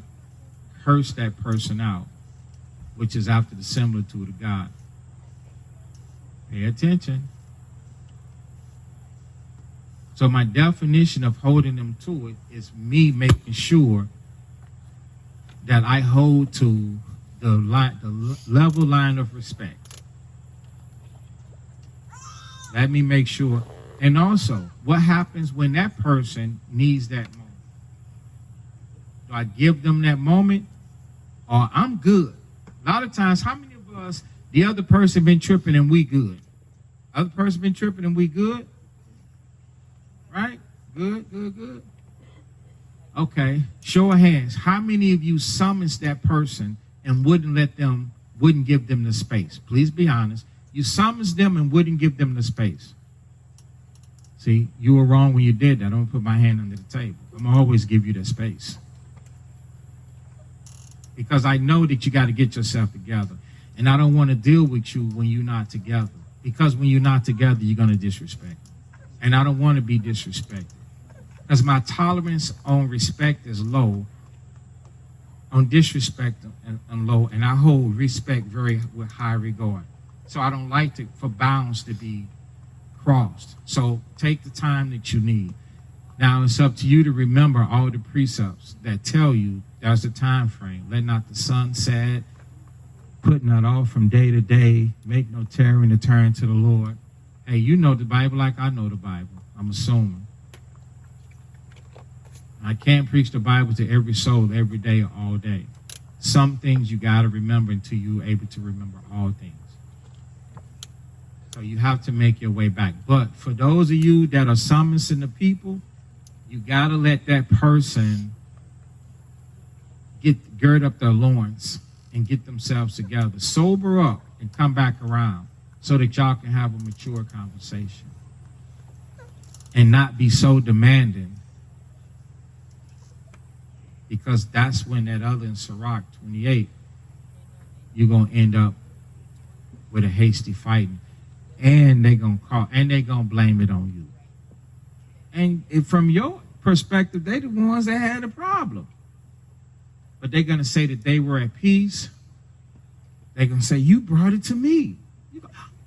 I was only trying to make things better. See? And trying to make things better, things got worse. We got lost in the sauce. And now nobody knows whose fault it is. Whose fault is it in this case and scenario? Whose fault is it? The person that didn't give them the space. It's their fault. Because you should have gave them the space. Now they still got chores to do. They didn't give up the ghost. Right? They still got to work. They still got to mop. He still's got to drive. He got to go get milk and cookies. He got to get diapers. He's got to get cut grass. He still got this, but you still got to give each other an opportunity to get their minds right.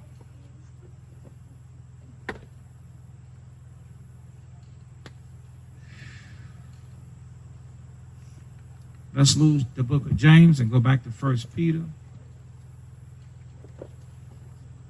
We'll be trying to shut it down.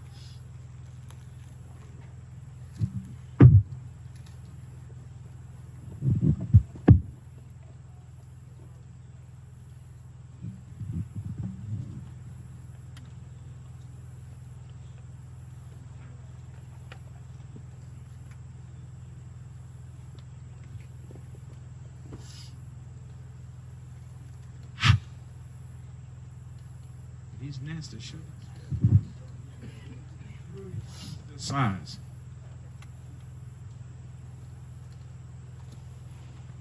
So what was that? 1 Peter what? 1 Peter 1.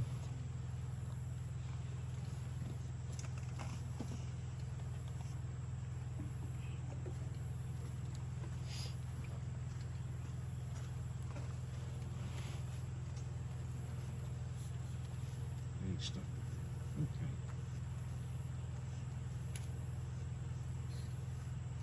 Verse 17, and if you call him the Father who without respect of persons judge it according to every man's work. Huh. Everything's lining up.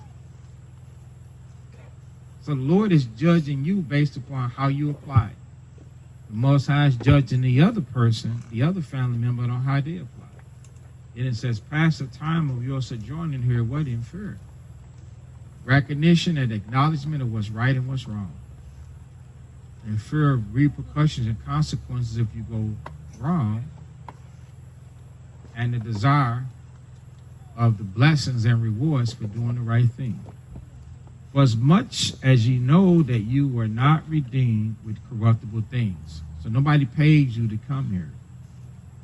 As silver and gold, which represents money, from your what? Vain conversations, from that bad life that we had, received by the tradition of your fathers. A lot of our bad behavior is learned behavior, things that you saw somebody else do. How many of us have behaved in our adult life based upon a lifestyle that we were raised when we were children? See? But the Most High is bringing us from that. Verse 19, but with the precious blood of Christ. What does that represent? The newness of life now. The walking in the spirit of experience. Walking in the spirit of what, Yeshua? I can't hear you. Experience. That's the blood of the Christ. As of a lamb without blemish and without spot. So we're walking in the spirit of experience that we see. Because you're not really seeing the one Messiah that lived in earth. You are seeing people that's walking his path. His fellow shepherds and disciples.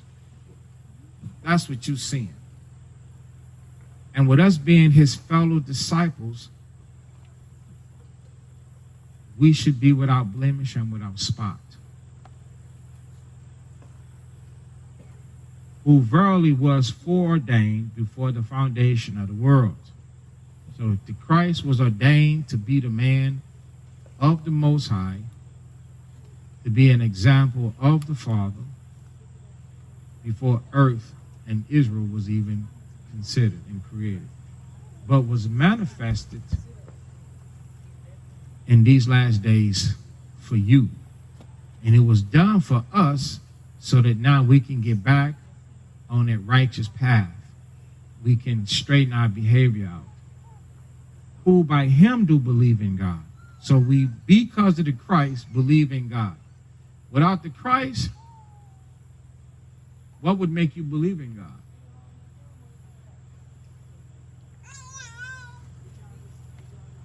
We should believe in the Most High even more now. Why? Because the ways of Christ has taught us that these things are of God. That he raised him up from the dead and gave him glory, that your faith and hope might be in God. Because we're hoping for that same glory that the Most High gave to the Christ. Now, pay attention. It says, seeing you have purified your souls in obeying the truth through the Spirit unto unfeigned love of the brother. So feigned means false. Unfeigned is a level of love and respect where there is no phoniness at all. It's genuine. So when you look a brother in the face and you call this brother a brother, You got to learn to mean it. You got to learn to actually, for the scripture's sake, go after that. Be a fool for that. Not just here, brother, when you got the book in front of you, but when you're in the streets, when your personals, when you hear, when you're there, he's not a genuine brother. This surpasses blood. This surpasses all things. Because the Most High will give one another the Holy Spirit to think the same way and feel the same way you think and feel. Be your brother. Be your sister. See that you love one another. Okay? See that you do it. Then it says, with a pure heart. So pure is not mixed. Make sure that your spirit and the way that you think about other brothers and other sisters is not mixed with you. Your vain, surmising opinion, your thoughts, your emotions. You know how you might feel about mommy's daughter, daddy's son? That's how you must feel even more pertaining to this brother, to this sister. Not wondering, is this brother going to cut my throat? This brother going to backdoor me? This brother backstabbing? This brother this brother that? No, not that. Pure. Not questioning, not double-minded. Oftentimes we have that. Same thing in marriages, which is the tough one. Pure. Is you is or is you ain't my baby? Yes, she is your baby. Yes, he is your baby. And that's it. Brothers and sisters won't out.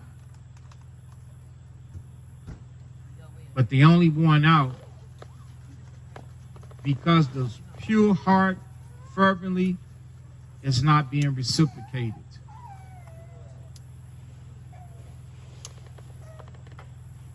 Maybe we ought to take a break. When I say we, I'm saying in our marriages, take a moment of solitude, do some reflection, and think about what got us to where we at. How can we fix it? Think about what's right. And if both people humble themselves to what's right, you should be able to come on the same page and be reconciled and then walk together. You know, the scriptures do say, can two walk together except they agree? So I know the scriptures that we're reading and quoting is perfect and is good and wholesome. The thing is, you got to get there. Hey, let me share this with you.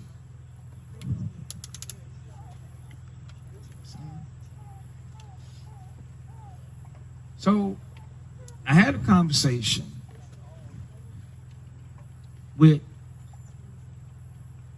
somebody today about a failed marriage. They're not in truth. But about a failed marriage. You know what they said? I need your help. I need your wife's help. I said, no, you don't. I mean, dodge this shit, son. I said, no, you don't. And I said, remember who you're talking to. Oh, I got love for you. But I wasn't there when you went and got that girl. And my wife wasn't there when you went and got that girl. So now, in order to be reconciled and get that girl back, I want you to go back and I want you to do all of the things that you did when you went and got them. He didn't need my help to get her, did he? I'm telling you he did. He went and got her. He didn't need my help then, did he? Please say no. If I'm wrong, tell me. Didn't need my help. He wined her. He dined her.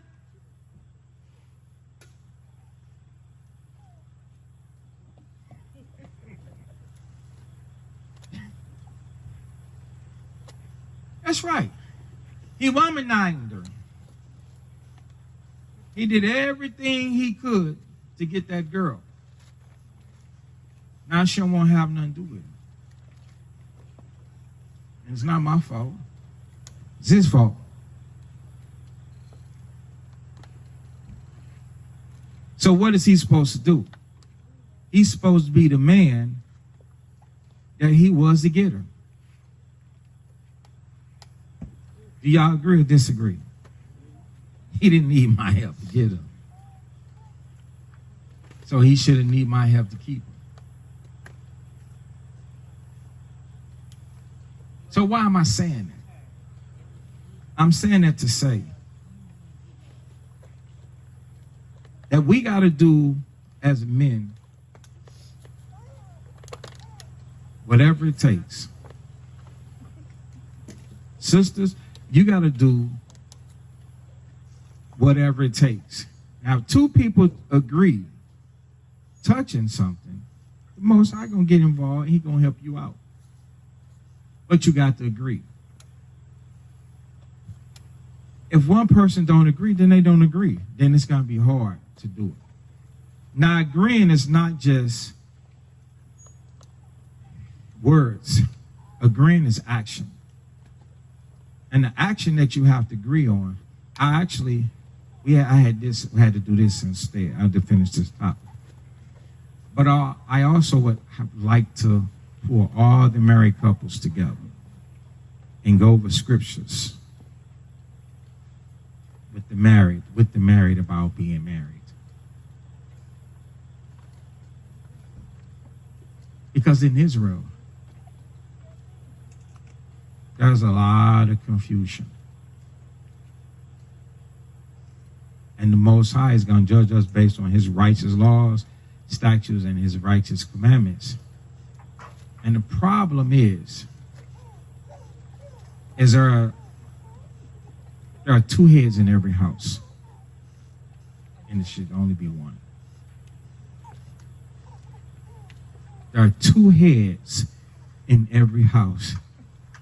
And there should only be one.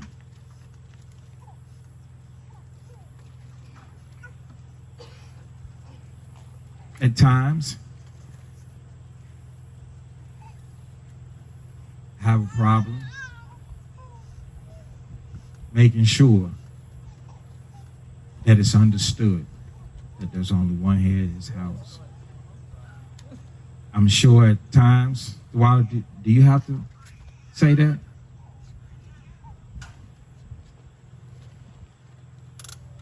Don't be scared. Don't be scared. Okay. Lim, JD, here's the next married guy. Nam be married before. Nam, have you had to say it? He's trying to think. JD, you had to say it? For sure. Lim, have you had to say it? Too many times. James, have you had to say it? Yes. That's the problem. So,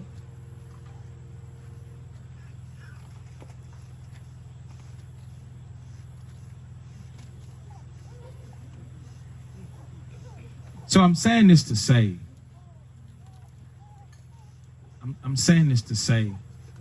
in order to get along, we have to understand due process. I use this as an example. At home, I've used it before, and maybe I think it just goes over the head and keep going. Maybe not. But that's just my thoughts. I'm not in her head. We have children. And the children are not supposed to stand up to the parents. Children are not supposed to stand up to parents in no shape, form, or fashion. They to stand there and take it. As long as, let's just say mom, as long as mom ain't, being disrespectful, being abrasive and abusive, and this, that, and the third, and physically, you gotta humble yourself. You gotta listen. This is mom. And all wives will be like, that's right, sisters on three. Say, that's right, 1, 2, and 3. And y'all love it. Because that's the authority. But then, when you go bump up a tier, and now men, we are trying to put things in perspective. And as long as we're not physically being physical, being disrespectful, being this, that, and the third, and we're trying to tell you how things are supposed to be, you're supposed to really be in subjections and stand there. And you're supposed to take that. Now on 3, say that's wrong. 1, 2, and 3. See? And that's how y'all be. And that's why I say it be 2 heads in the house. And you will never be able to be on the same page with that's wrong mindset. So you might say, well, where does this come from? Remember the statement that was made on how we got to do whatever it takes to try and be on the same page. That's true. I believe in that. Being on the same page takes being in agreement to what the scriptures say. Somebody got to take the forefront, and somebody got to take the hind. And sisters, if you have issues and problems at home, and you are going to take the hind, you're going to take the low, and you're going to let the man lead and guide and instruct, you'll have success. Now, there are single sisters that was like, I'll do it. I wouldn't mind. I want to. Lord's will, you will. But the married sisters, I believe everybody in the world is having issues and having problems. Single sisters, before you are married, get your mind straight on things that you've done in the past, the issues and the problems that you've had. Listen real closely unto the married and see what issues and problems they are having and what they're going through. And start processing how you would respond in those situations and make sure that you are going to respond differently, that you are going to take the low.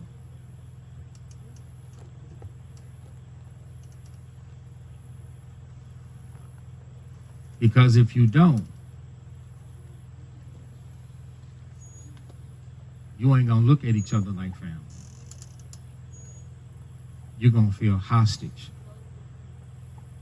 like you are a prisoner at war, and many other things. Okay, let's see that we finish. So the objective is to have pure love. So it was at 1 Peter 2 and the end of 22. The objective is to have pure heart, love, and to have it fervently. Then it says being born again. So the only way that can happen is you must change. And being born again, it should happen without contingencies. Those of you that are single, you should seek the new life, the new spirit, the new heart, mind, and soul, and the desire to do it. Seek it on your own, being born again. Not under the strings of, I'll be set if I have somebody. Not that. Then it says, not of corruptible seed, but of incorruptible by the word. So it's not something that comes from a bloodline can't be, you could be born into the truth, but you cannot be born into being born again. It's something that has to happen by the word of the Most High. So people in truth, everybody we baptized all the children and stuff like that yesterday, your children still got to grow up and make choices. God will it that they make a more better choice that we've made in our time. But that is to be seen. It says, which liveth and abideth forever. So one last one. Let's see.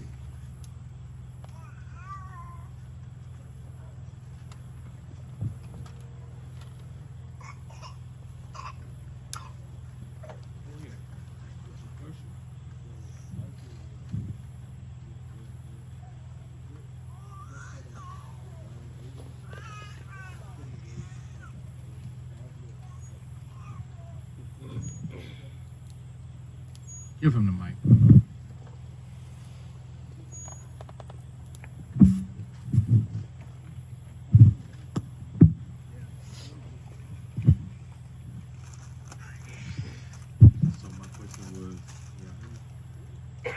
So my question was, being born again here, is that contingent upon dying daily?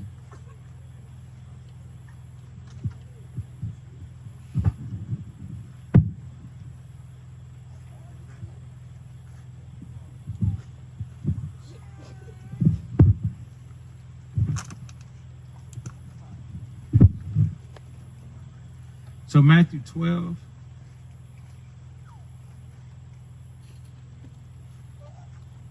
And 46.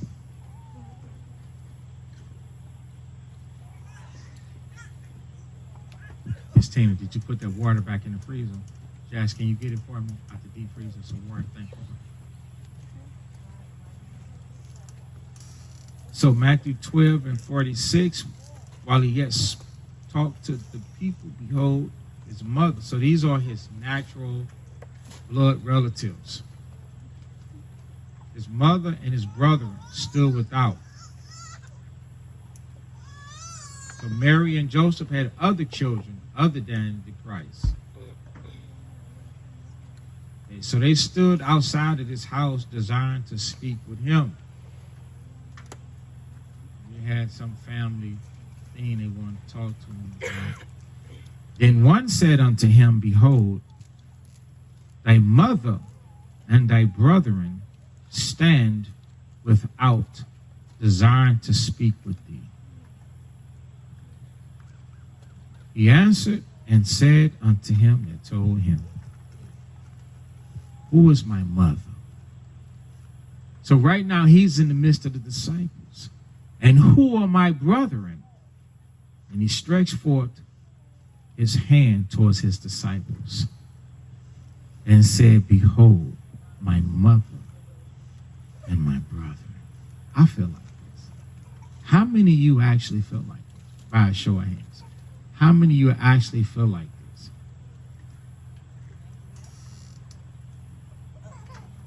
Okay, stop. So the rest of you that don't, why?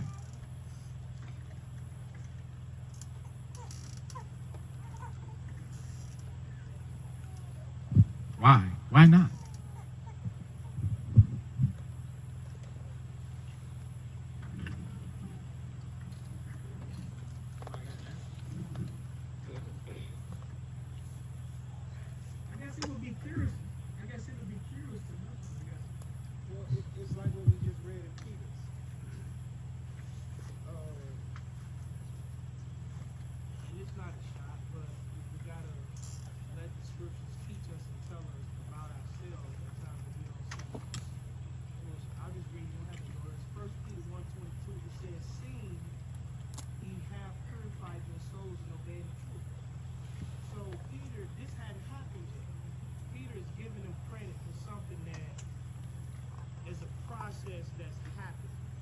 even though it's the same as saying, see that ye have purified yourself, or see that you do it. So he's telling them what to do, and as you do it, what comes from it? The unfeigned love of brother. So while a lot of you are on your journey of purifying your souls with whatever it is about you that the Most High is showing you, then that natural love of brother will actually come. So that's the answer. And hearing it, then get to work. You gotta purify your souls. And then this family that the Most High has brought you into would actually feel like family, because that's how Christ felt. Remember, Christ was hanging around commandment keepers. And Christ wasn't no sinner. So with him not being a sinner, and he himself had to work out his own salvation. It wasn't just given to him because he was the Son of the Most High. He had to actually apply in those situations, apply when he was taught what he was taught. And in doing so, as he taught and as he fellowshiped, and those other brothers and sisters followed the example that he set, he said, wow, look at my family. But it wouldn't have happened if he himself wouldn't have purified his own soul and obeyed the truth. So if you want to feel like this is a family, receive the teachings, the scriptures, the classes, and actually apply it so that you can truly feel the fellowship of the Spirit of the Most High that be here trying to show you the family that he brought you into.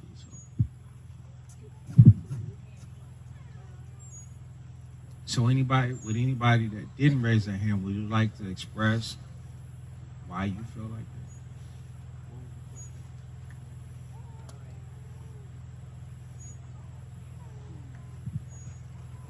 So the question was,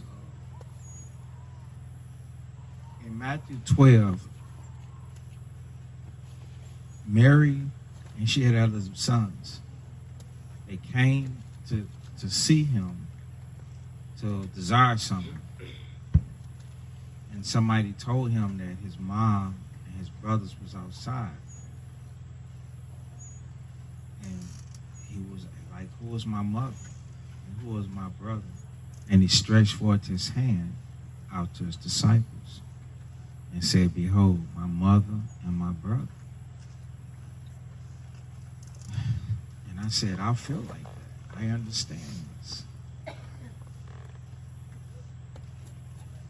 And then I asked, who else feels like this? And a group of people raised their hand, but not all. So then I asked, well, why? What's stopping you from feeling like this? And I'm asking, would anybody like to share on what you think is stopping you from seeing or feeling like, behold, these, my mother, my brother?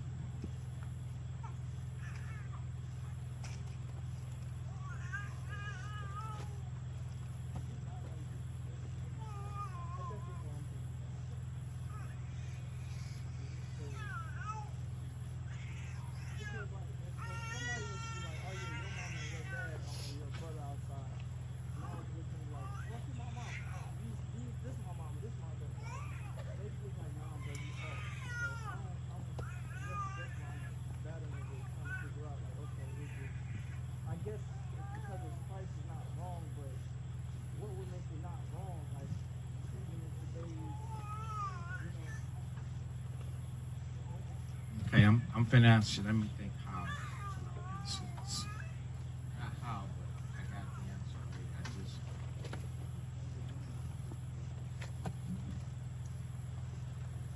So, believe it or not, people make these type of choices already.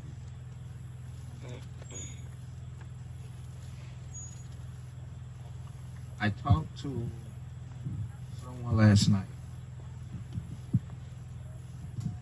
and you know what they said to me? Pay attention, listen up.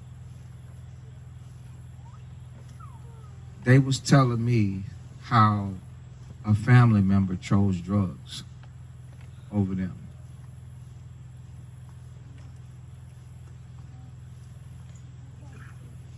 Now I'll ask you, what's the difference?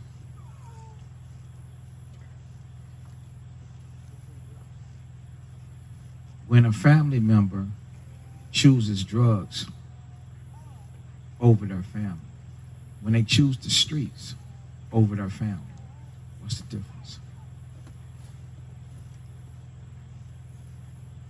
I can't hear you. They treat the streets, but I want everybody to hear your testimony. Yeah, I mean, you're talking, so I want them to hear you.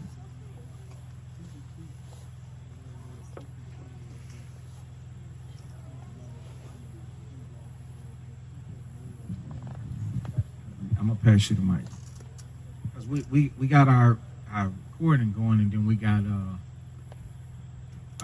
what's her name? Ambria want to hear you.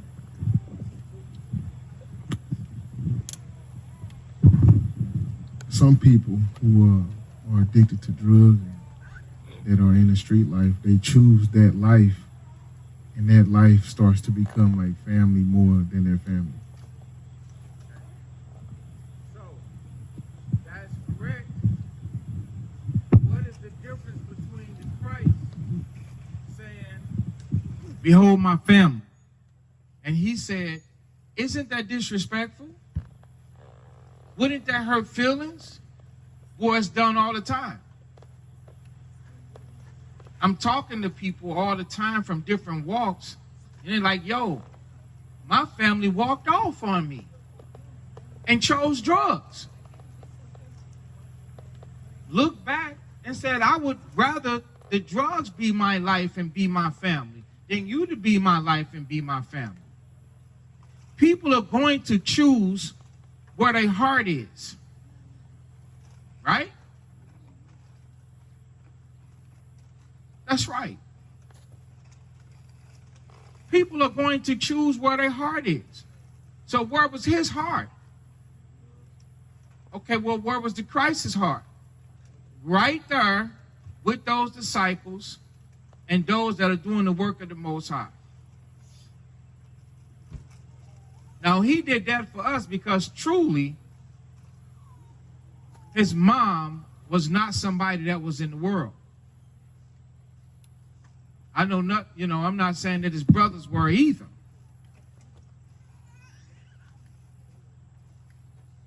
Right.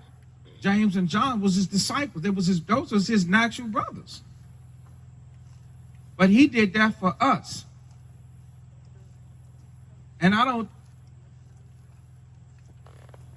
you don't see it?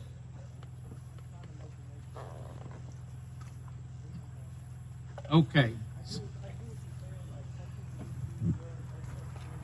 So that's the example that we use.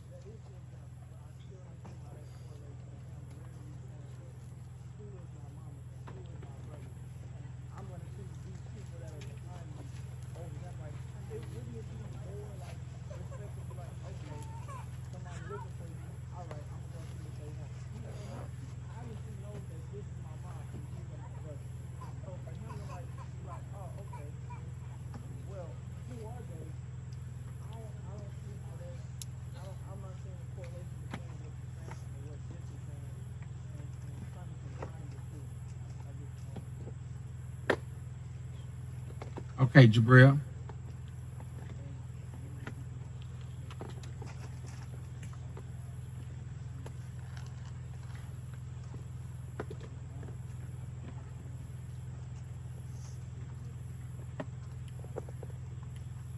He didn't turn her away. No. Okay, I'll answer that. But he didn't turn her away. Go ahead, Abanya.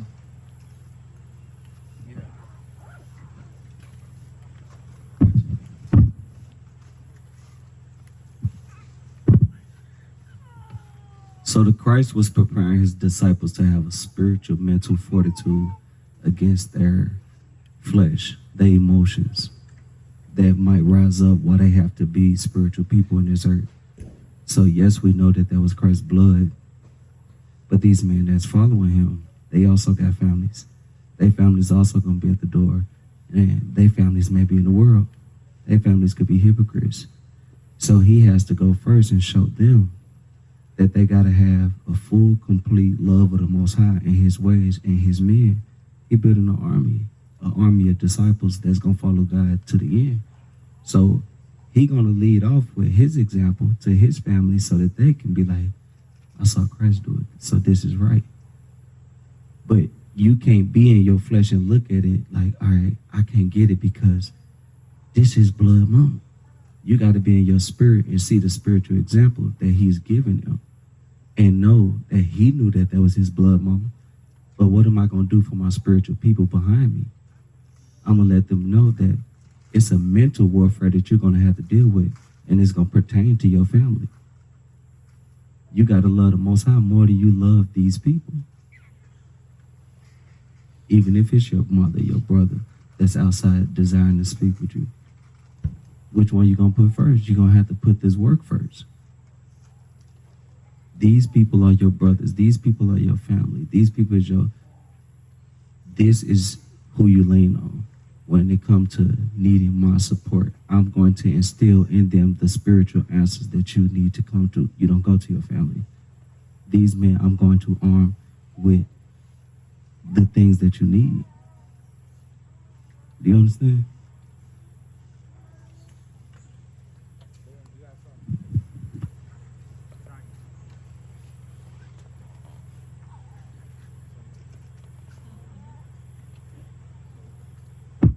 So there's several reasons that I'm looking at and I see as to why, Yahushua did this. And first, remember how the woman who kept the door. She asked Peter, ain't you one of his disciples? Because it was dangerous. It was dangerous for anybody to be associating themselves with him. That's one reason. But the main reason is because he was put in a hierarchy. He was placing the spiritual family, giving it precedent over, not diminishing that was his mom. Just you talking about your house shot. He wasn't disrespecting her. He wasn't putting her down and casting her off. He was just letting it be known because it's just an example in the scriptures. All it is for us to read and take it and say, this is more important than that.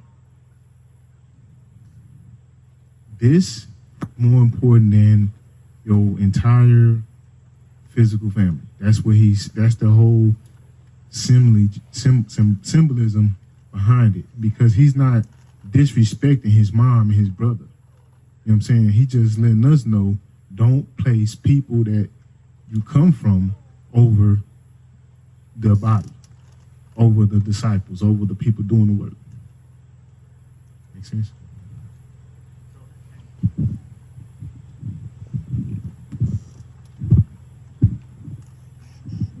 All right. So, Shai, you might not get it now. Yeah, you might not get it, and it might resonate with everybody, and it might, the bell might ring at another time. So,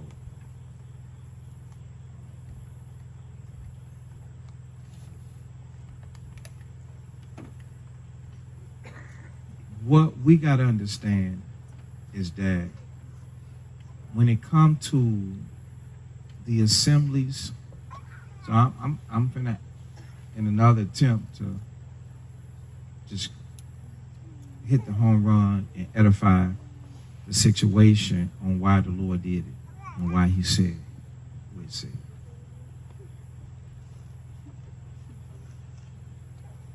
When it comes to the assemblies, the Most High has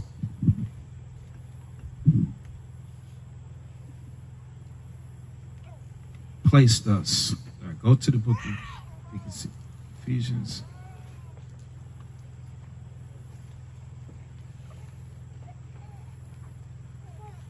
think I just showed this to a couple brothers the other day. Who was it? About where the Most High placed us in the body.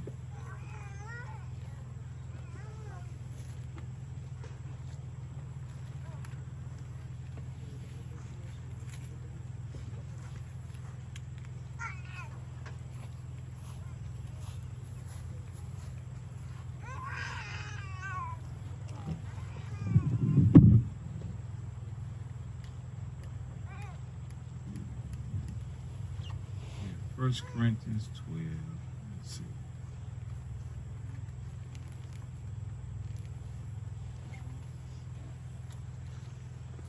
Yes, 1 Corinthians 12 and verse 18.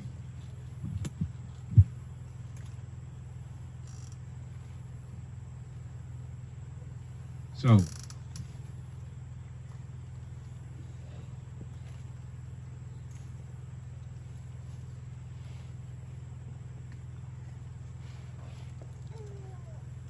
how many people in here, and then I want you to turn around and look, Shy. How many people in here have, you're in the truth, but you have parents that are not in truth? So you look real good. Turn around from side to side. Look at all the people. All right, now. So with that being said, the Most High is then going to make sure that these people have what they need to survive. Now go to, hold this and go to 1 Timothy 5.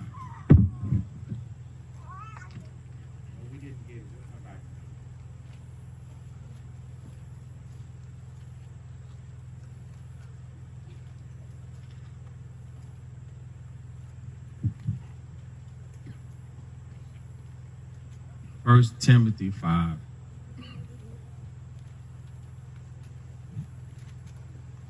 Verse 1. It says, rebuke not an elder, but entreat him as a father. So now let's go to the Corinthians 12 I told you to hold.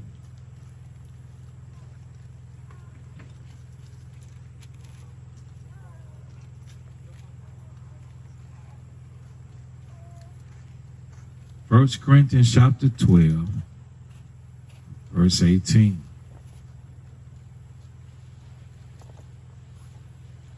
But now have God set the members, every one of them, in the body, as it hath pleased him.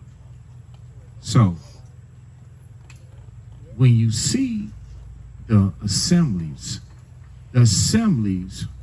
there are people that will need a father. So the Most High started off with the experience dealing with men and then made them father figures. Now go back to Timothy 5.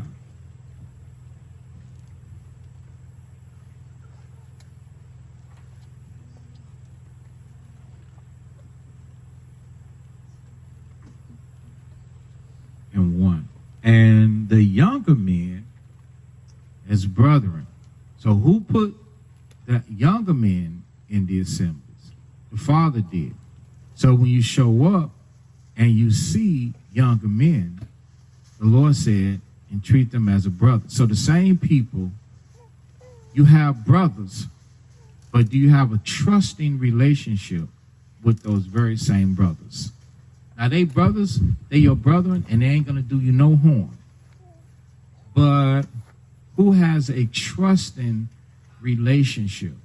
Because trusting, even though the trusting relationship is going to be based upon carnal things, if you have a trusting relationship in worldly carnal ways, that they got your back, they can hold you down. Like you gonna hold them down because you, for Christ's sake, gonna be trying to do the right thing because it's being taught into you. They gonna hold you back down in return. Raise your hand. Your brother out in the street, Your brother out in the street, you got that carnal trusting relationship that he got you. His word is bond, bond is word, this, that, and that, and third. Okay, so there's one or two. Okay? But all of those hands, they're not the same now. Yeah, they're not the same now. 3 people raised their hand, when before it was 5 times that much. Because those same brothers out there, even though you know they ain't gonna take your life, they ain't gonna give your money back. Not on time. They're not gonna do what these brothers here are going to do. You call these brothers, they show up and show out. They show up, man. They there. So now, remember the class was about teaching us how to view one another as family in a non-lethal. These brothers, they set not to disappoint you, but your brother out there, mom and dad, son, your own brother, disappoint you and let it go by. And, you know, man, my bad, and let it trip. And now you never got it done, or this, that, and the third. They're not even concerned on how you feel or how you took it. But these guys care. Plus, the Most High pulled you away from that world. He took you out of the streets. He took you out of the gangs. He took you off the block. He took you from partying with them, from smoking with them. He took you from fellowshipping with them.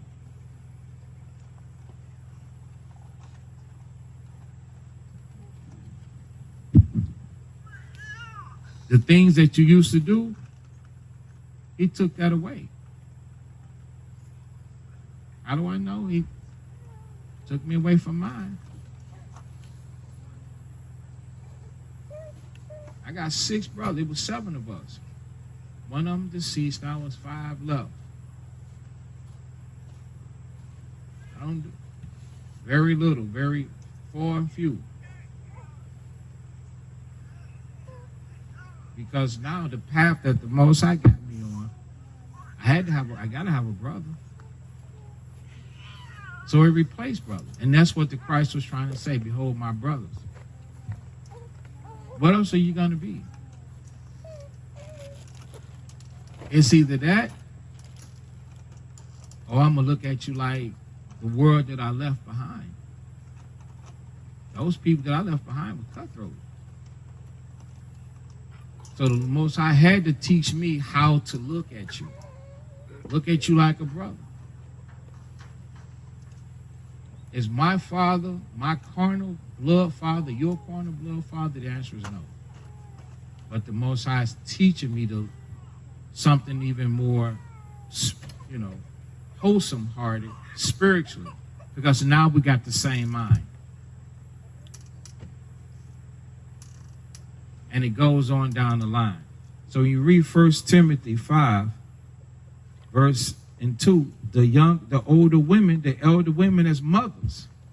Now you're going to treat the elder women as mothers. Look at them as mothers. You know how when we were younger and our friends' mothers, that was their mother, and we always respected them and stuff like that? Okay, same thing. Don't treat these women like strangers or like that lady. Respect her like you would respect your own mother.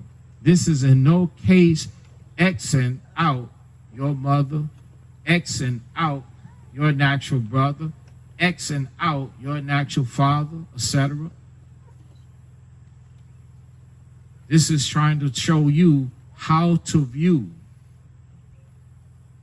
your people. Respect them in lean of, in exchange of. Your father not here, respect this guy like a father, because he's going to do fatherly things for you. He's going to do maybe the things that your father didn't get a chance to do.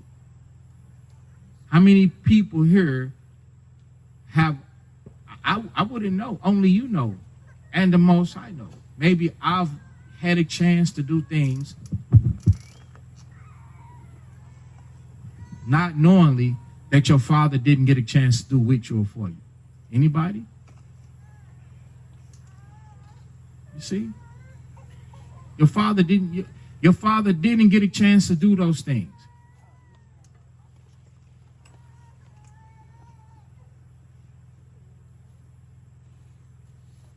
Somebody got to do it for you. Seem like the Lord is looking out for you. Lucky you. I didn't have that.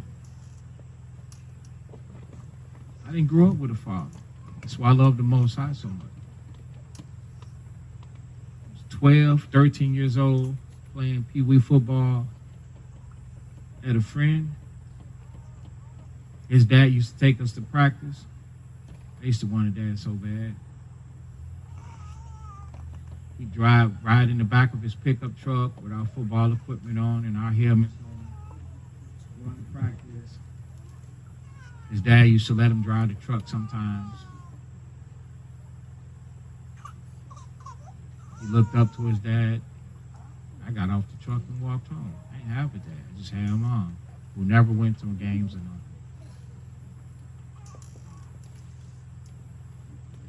So you guys got a life here, man. Most High's trying to teach you how to look at people.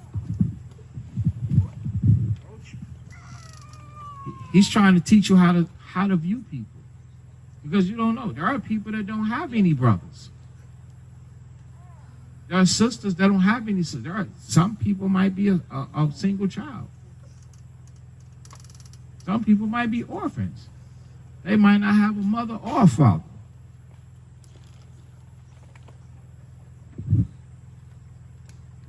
Jeez.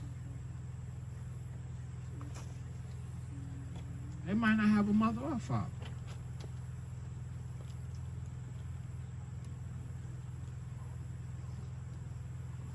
So when you having a mother and a father, you're like, so you got sisters and brothers.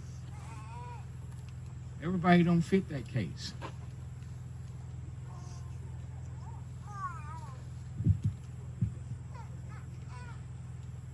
The younger as sisters. So you see the young women, he says, hey man, acknowledge them as a sister. But then that word, the next part says, with all purity.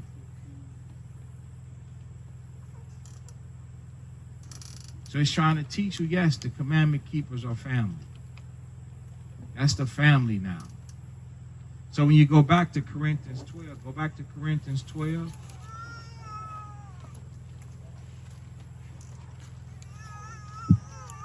And 18.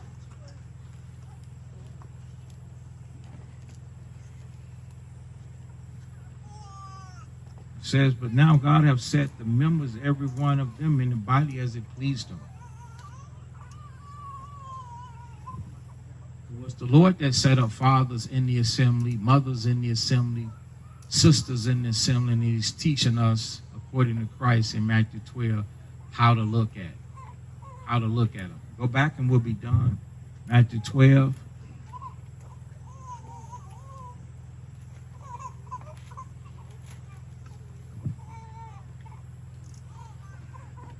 Now verse 50, for whosoever shall do the will of my Father which is in heaven, the same as my brother and sister and mother.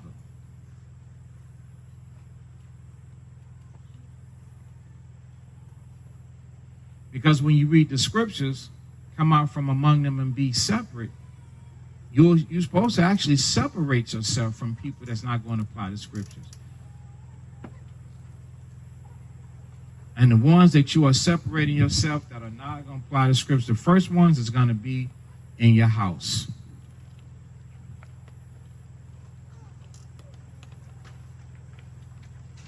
You just happen to grow up in a house where everybody trying to fight the fight. Everybody trying to apply the scriptures, but that ain't everybody's. Some people have to forsake their house because inside the house, mom ain't applying the scriptures, dad ain't applying the scriptures, sisters ain't applying the scriptures, brother ain't applying the scriptures. Mom fornicating, dad committing adultery, sister stripping, my brother's the dope man. The Most High, I happen to hear the scriptures and believe it. Those are scenarios that are true, man. People be doing that. Is there anybody that want to be without a family?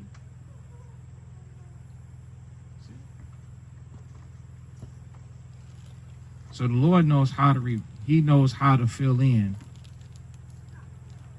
our lives with the things that we need. He knows what we need even before we ask.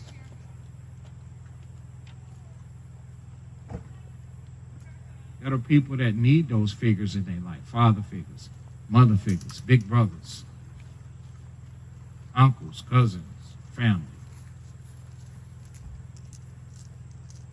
Don't burn it up by fussing with them, bringing those bad attitudes with you, disrespecting them, showing them the worst part of you. That's how you lose a friend.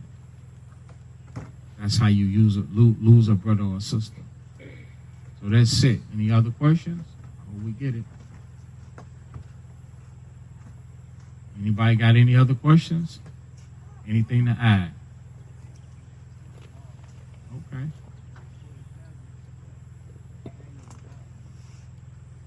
Meaning outside. They were outside. They weren't inside of the building. They walked up. So Bunyan made a good point that although the people that showed up were commandment keepers, the ones that he was talking to, many of them, they weren't. The disciples, not they, but they may have had people that wasn't going to be followers of the Most High, according to the scriptures. Because you got a lot, like right now, you got a lot of Israelites that claim to follow the Father, but they don't follow the Christ. They don't truly humble themselves to apply the word. So if they don't humble themselves to apply the word, what do? Do you follow them? You separate yourself, right?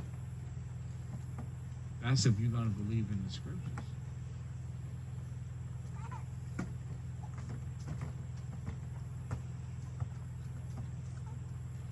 All right. So we got to do the communion, guys. Do we have it? We got bread.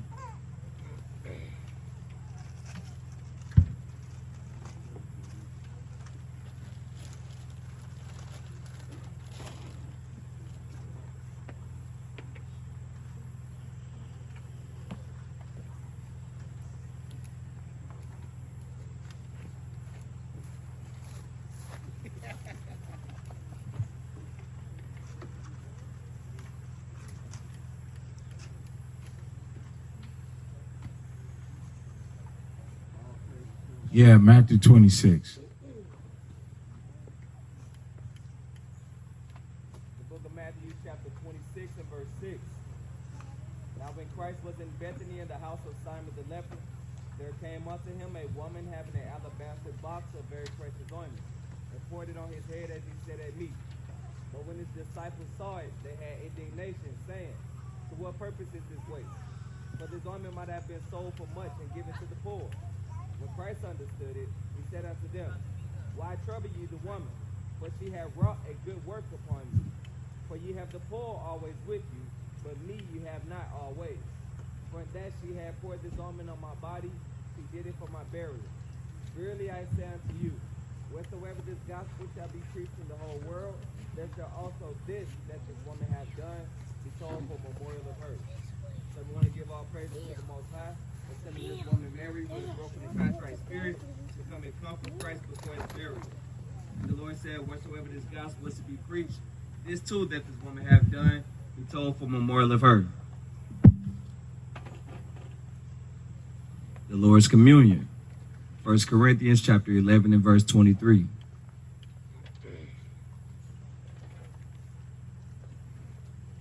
For I have received of the Lord that which also I delivered unto you, that the Lord the Christ, the same night in which he was betrayed, took bread. And when he had given thanks, he brake it and said, Take, eat, this is my body which is broken for you. This do in remembrance of me. After the same manner also he took the cup when he had supped, saying, This cup is the New Testament in my blood. This do ye as oft as ye drink it in remembrance of me. For as often as ye eat this bread and drink this cup, ye do show the Lord's death till he come. Wherefore, whosoever shall eat this bread and drink this cup of the Lord unworthily shall be guilty of the body and blood of the Lord. But let a man examine himself, and so let him eat of that bread and drink of that cup. For he that eateth and drinketh unworthily eateth and drinketh damnation to himself, not discerning the Lord's body. For this cause many are weak and sickly among you, and many sleep. For if we would judge ourselves, we should not be judged. But when we are judged, we are chastened of the Lord, that we should not be condemned with the world.